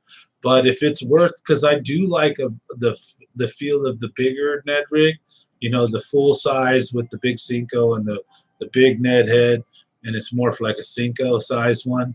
I like that on a bait caster. It works just right. But anything smaller, it won't flip right. I could try that.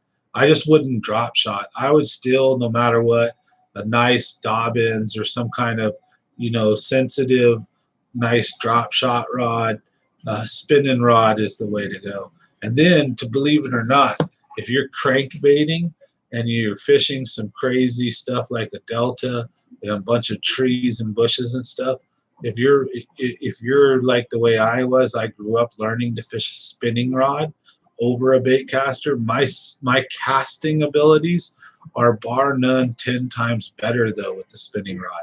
So I could take a spinning rod and skip lures perfectly.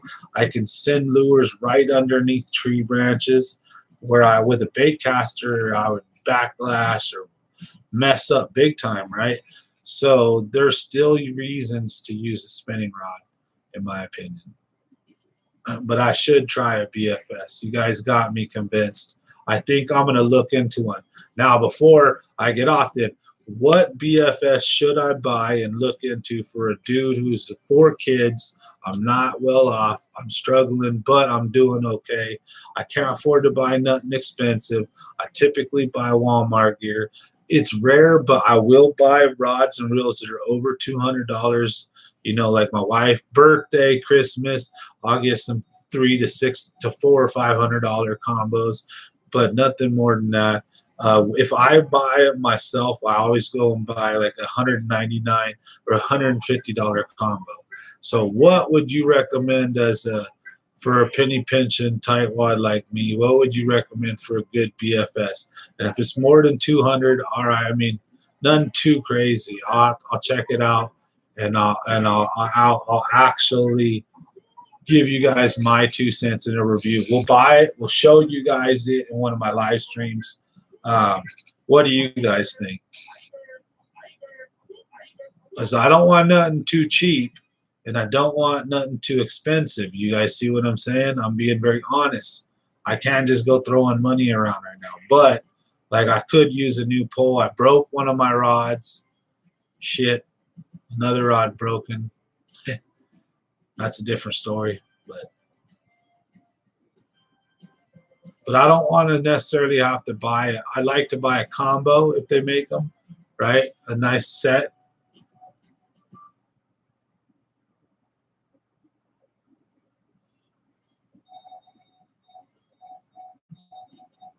Yeah, I'm willing to try it. So what we need to do though is like what do you guys, what brand do you guys think would be a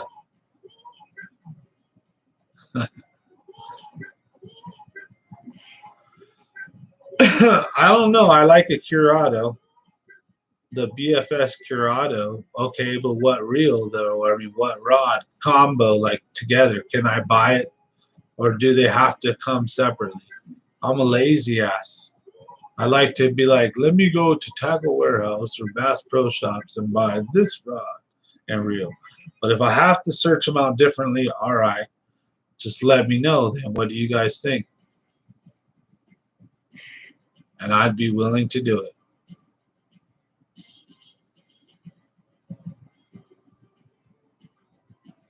Well, from Danny's Kitchen, we got the BFS Curado. It's a Shimano, right? So I think, is that where I should start? The BFS Curado. I'm probably sure they haven't. Just thinking about it, I'm like,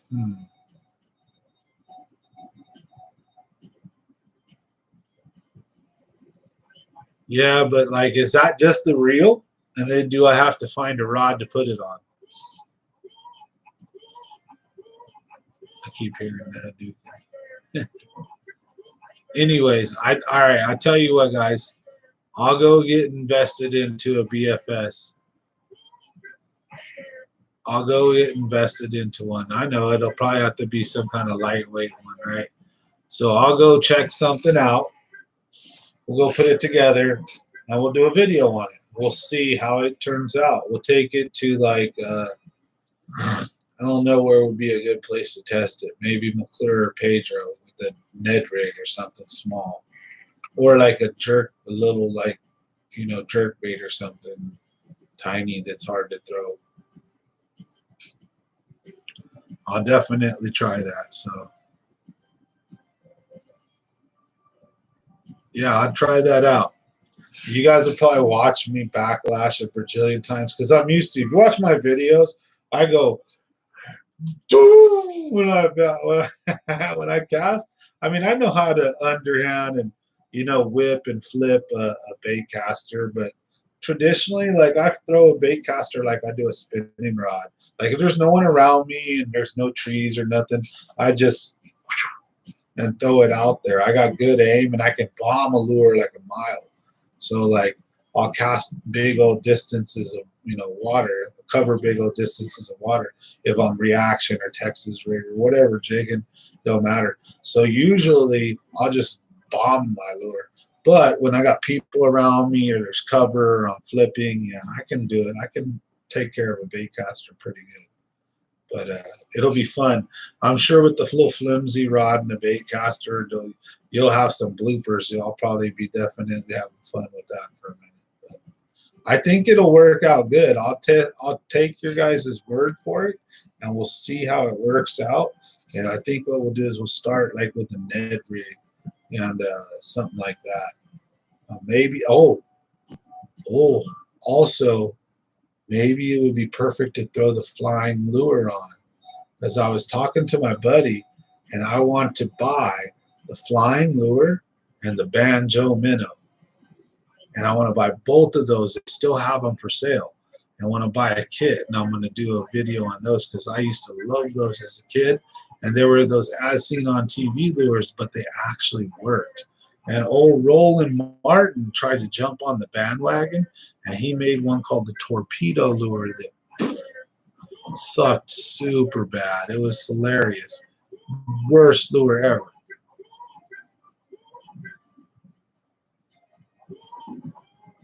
All right, I will. You can still look at that.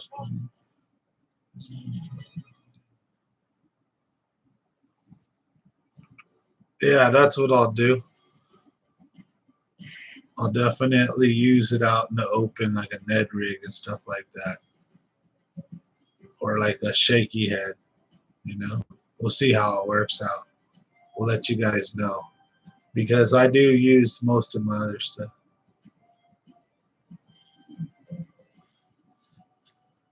Yeah, I'll let you guys put your guys' channel out there. Hey, we're going to give you guys 10 minutes, letting you guys know we're going to jump off at 9 o'clock or just after 9.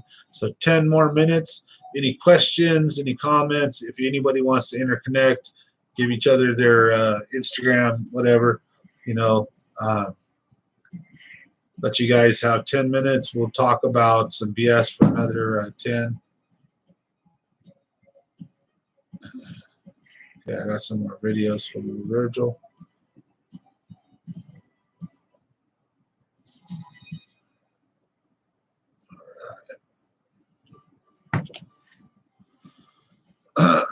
But thank you guys again for watching. As always, Common Sense Fishing here. About to sign out. We'll see you guys probably tomorrow for the next live stream. Again, remember, we do them Monday, Wednesday, and Friday. And I've got a couple of bass fishing videos coming out, the banana trips. So I had a great time out there in the banana. So I hope you guys enjoy those. Caught some big fish each trip. So one trip we got a couple over 4, right around there. And then one trip we got 1 over 5. So it was fun. We had a good time, but also did hit the ground out, busted the motor while I had the banana. And then also lost my hat and had a funny moment happen the other time I had the banana on, so it was cool. I had a couple people pull up and take pictures and video of me in the banana outfit. They liked it, so we'll see how people like the banana outfit. I'm going to order a Rasta one, so I want to get a Rastafari banana man, right? It's going to look funny. Can't wait. I can't wait. Well, thanks for watching, man. We have a good time. We do this live stream every Monday, Wednesday, and Friday. And if I miss them, then I try to make up like on the next day. So sometimes they're on Tuesdays or Thursdays. Like if I miss a Monday, you might catch me on a Tuesday. And then if I'm particularly busy, I always make sure on a weekend I'll get one. So, no. Yep. Oh, yeah. Pop's World's cool, too. I think he's got a YouTube channel, too, that I'm subscribed to. Right, don't you, Pops? So I pretty much support everybody that I can as well, too, Yep. I try to help out everybody I can. I try to direct people to people and hook people up. It'd be cool. We have a nice little group of people here between like the Tug Addicts Facebook page, Bass Fishing Lovers Facebook page, Common Sense Fishing, and then the group of people that we know locally, cool little group of fishermen. And this live stream allows us to chat about fishing, but also other stuff. So a lot of cool stuff. That's why I do this. And then most of the week, I'm uploading random fishing videos, fishing trips, adventures, whatever, whiteboard tips and tricks, trying to help out. I do a lot of different stuff here. So have fun. That's what I'm doing. I'm saying, why not just record it while you're having fun doing it? And these live streams are just the only thing I've really added to the channel. I started doing these about a month ago or so, month and a half, and I really enjoy them. So I don't plan on going anywhere anytime soon. Don't want to get booted, so I keep it clean and keep it good, family friendly here. Thank you guys, though. You guys are awesome. You guys make everything what it is. So, oh yeah, you know what? I'm gonna have to go check that out, and we'll have to go check it out. Pop's World's got a good video where he got a PB bass on a frog. I seen the Facebook post. I need to go watch the video. I think I clicked on it, and then I watched the first 10 seconds, and it froze.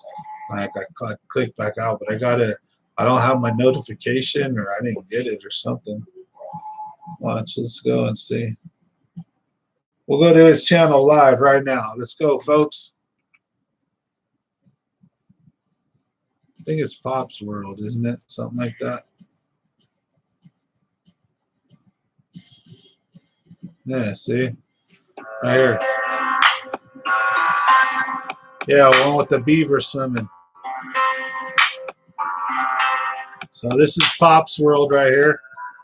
Make sure you leave him a like. I'll leave him a comment right now. Damn. Out here doing an evening run. Looking very froggy. So we got Pops out there frog fishing, folks. So support local, support each other. That's how we're try to help everybody out. Try to be a positive channel here. We take care of kids for Christmas. Any chance I get, I try to help people out. I'm also always willing to give tips or tricks. What's working or not working, in my opinion. And I'm always willing to listen too. I ain't no freaking pro. I mean, I'm okay, but hey, I want to get better, That's the name of the game. I like fishing with a lot of people too. To an extent. I don't like getting advantage of where I go a bunch after time after time after time, and maybe people only pitching in 20, 30 bucks. The gas and trip can cost $100. But in general, I like going with people a few times at least, for sure, just to go out and experience and have fun with each person, because each trip is different and individual and unique. But after a while, again, like I said, it's just as long as the person like Virgil and a bunch of other friends, I got some friends that are really cool. They always make sure they pitch in some gas or bring beer or food.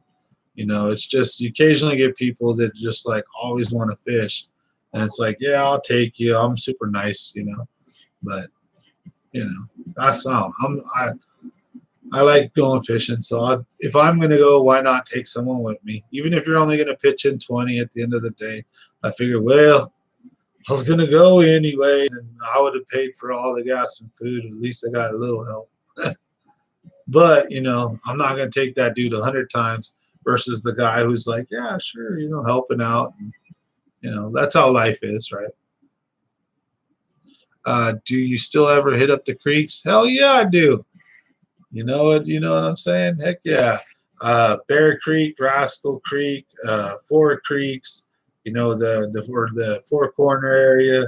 I haven't done it in a while, honestly, but I still do every once in a while. I also like to hit up the canals by Thornton, the canal off of Vine and Winton, the canal in Outwater, the canals in Los Banos, the canal out in Merced, out in by Planada, Flying M off of Bear Creek, all the different spots, man. The little dam out there off of Franklin, South Franklin South, I think it is, where you go on the dirt road and there's the dam and the two little creeks. they separate out of that where they got that dammed off right there. So that's pretty cool. Yeah, a lot of spots I like. I think I need to do some shore fishing videos to humble myself back to my beginnings, and also to reconnect with maybe more people and say, look, man, I'm out here doing it too. You don't have to have a boat. Get out and hit the shore, you know, and then show people how to find safe to fish water. Really watch where you're fishing. Be careful. I know fishing is a friendly sport, and you would want to think that people would let you fish. But if it's private property, in some instances, you really may get scared off or worse. And so make sure you take care of yourself and are safe. So with fishing private property is very particular. Make sure you have permission, at least in my opinion. So I can show you guys how to fish public waters that are right in front of your face. They have good fish. People don't fish them, believe it or not.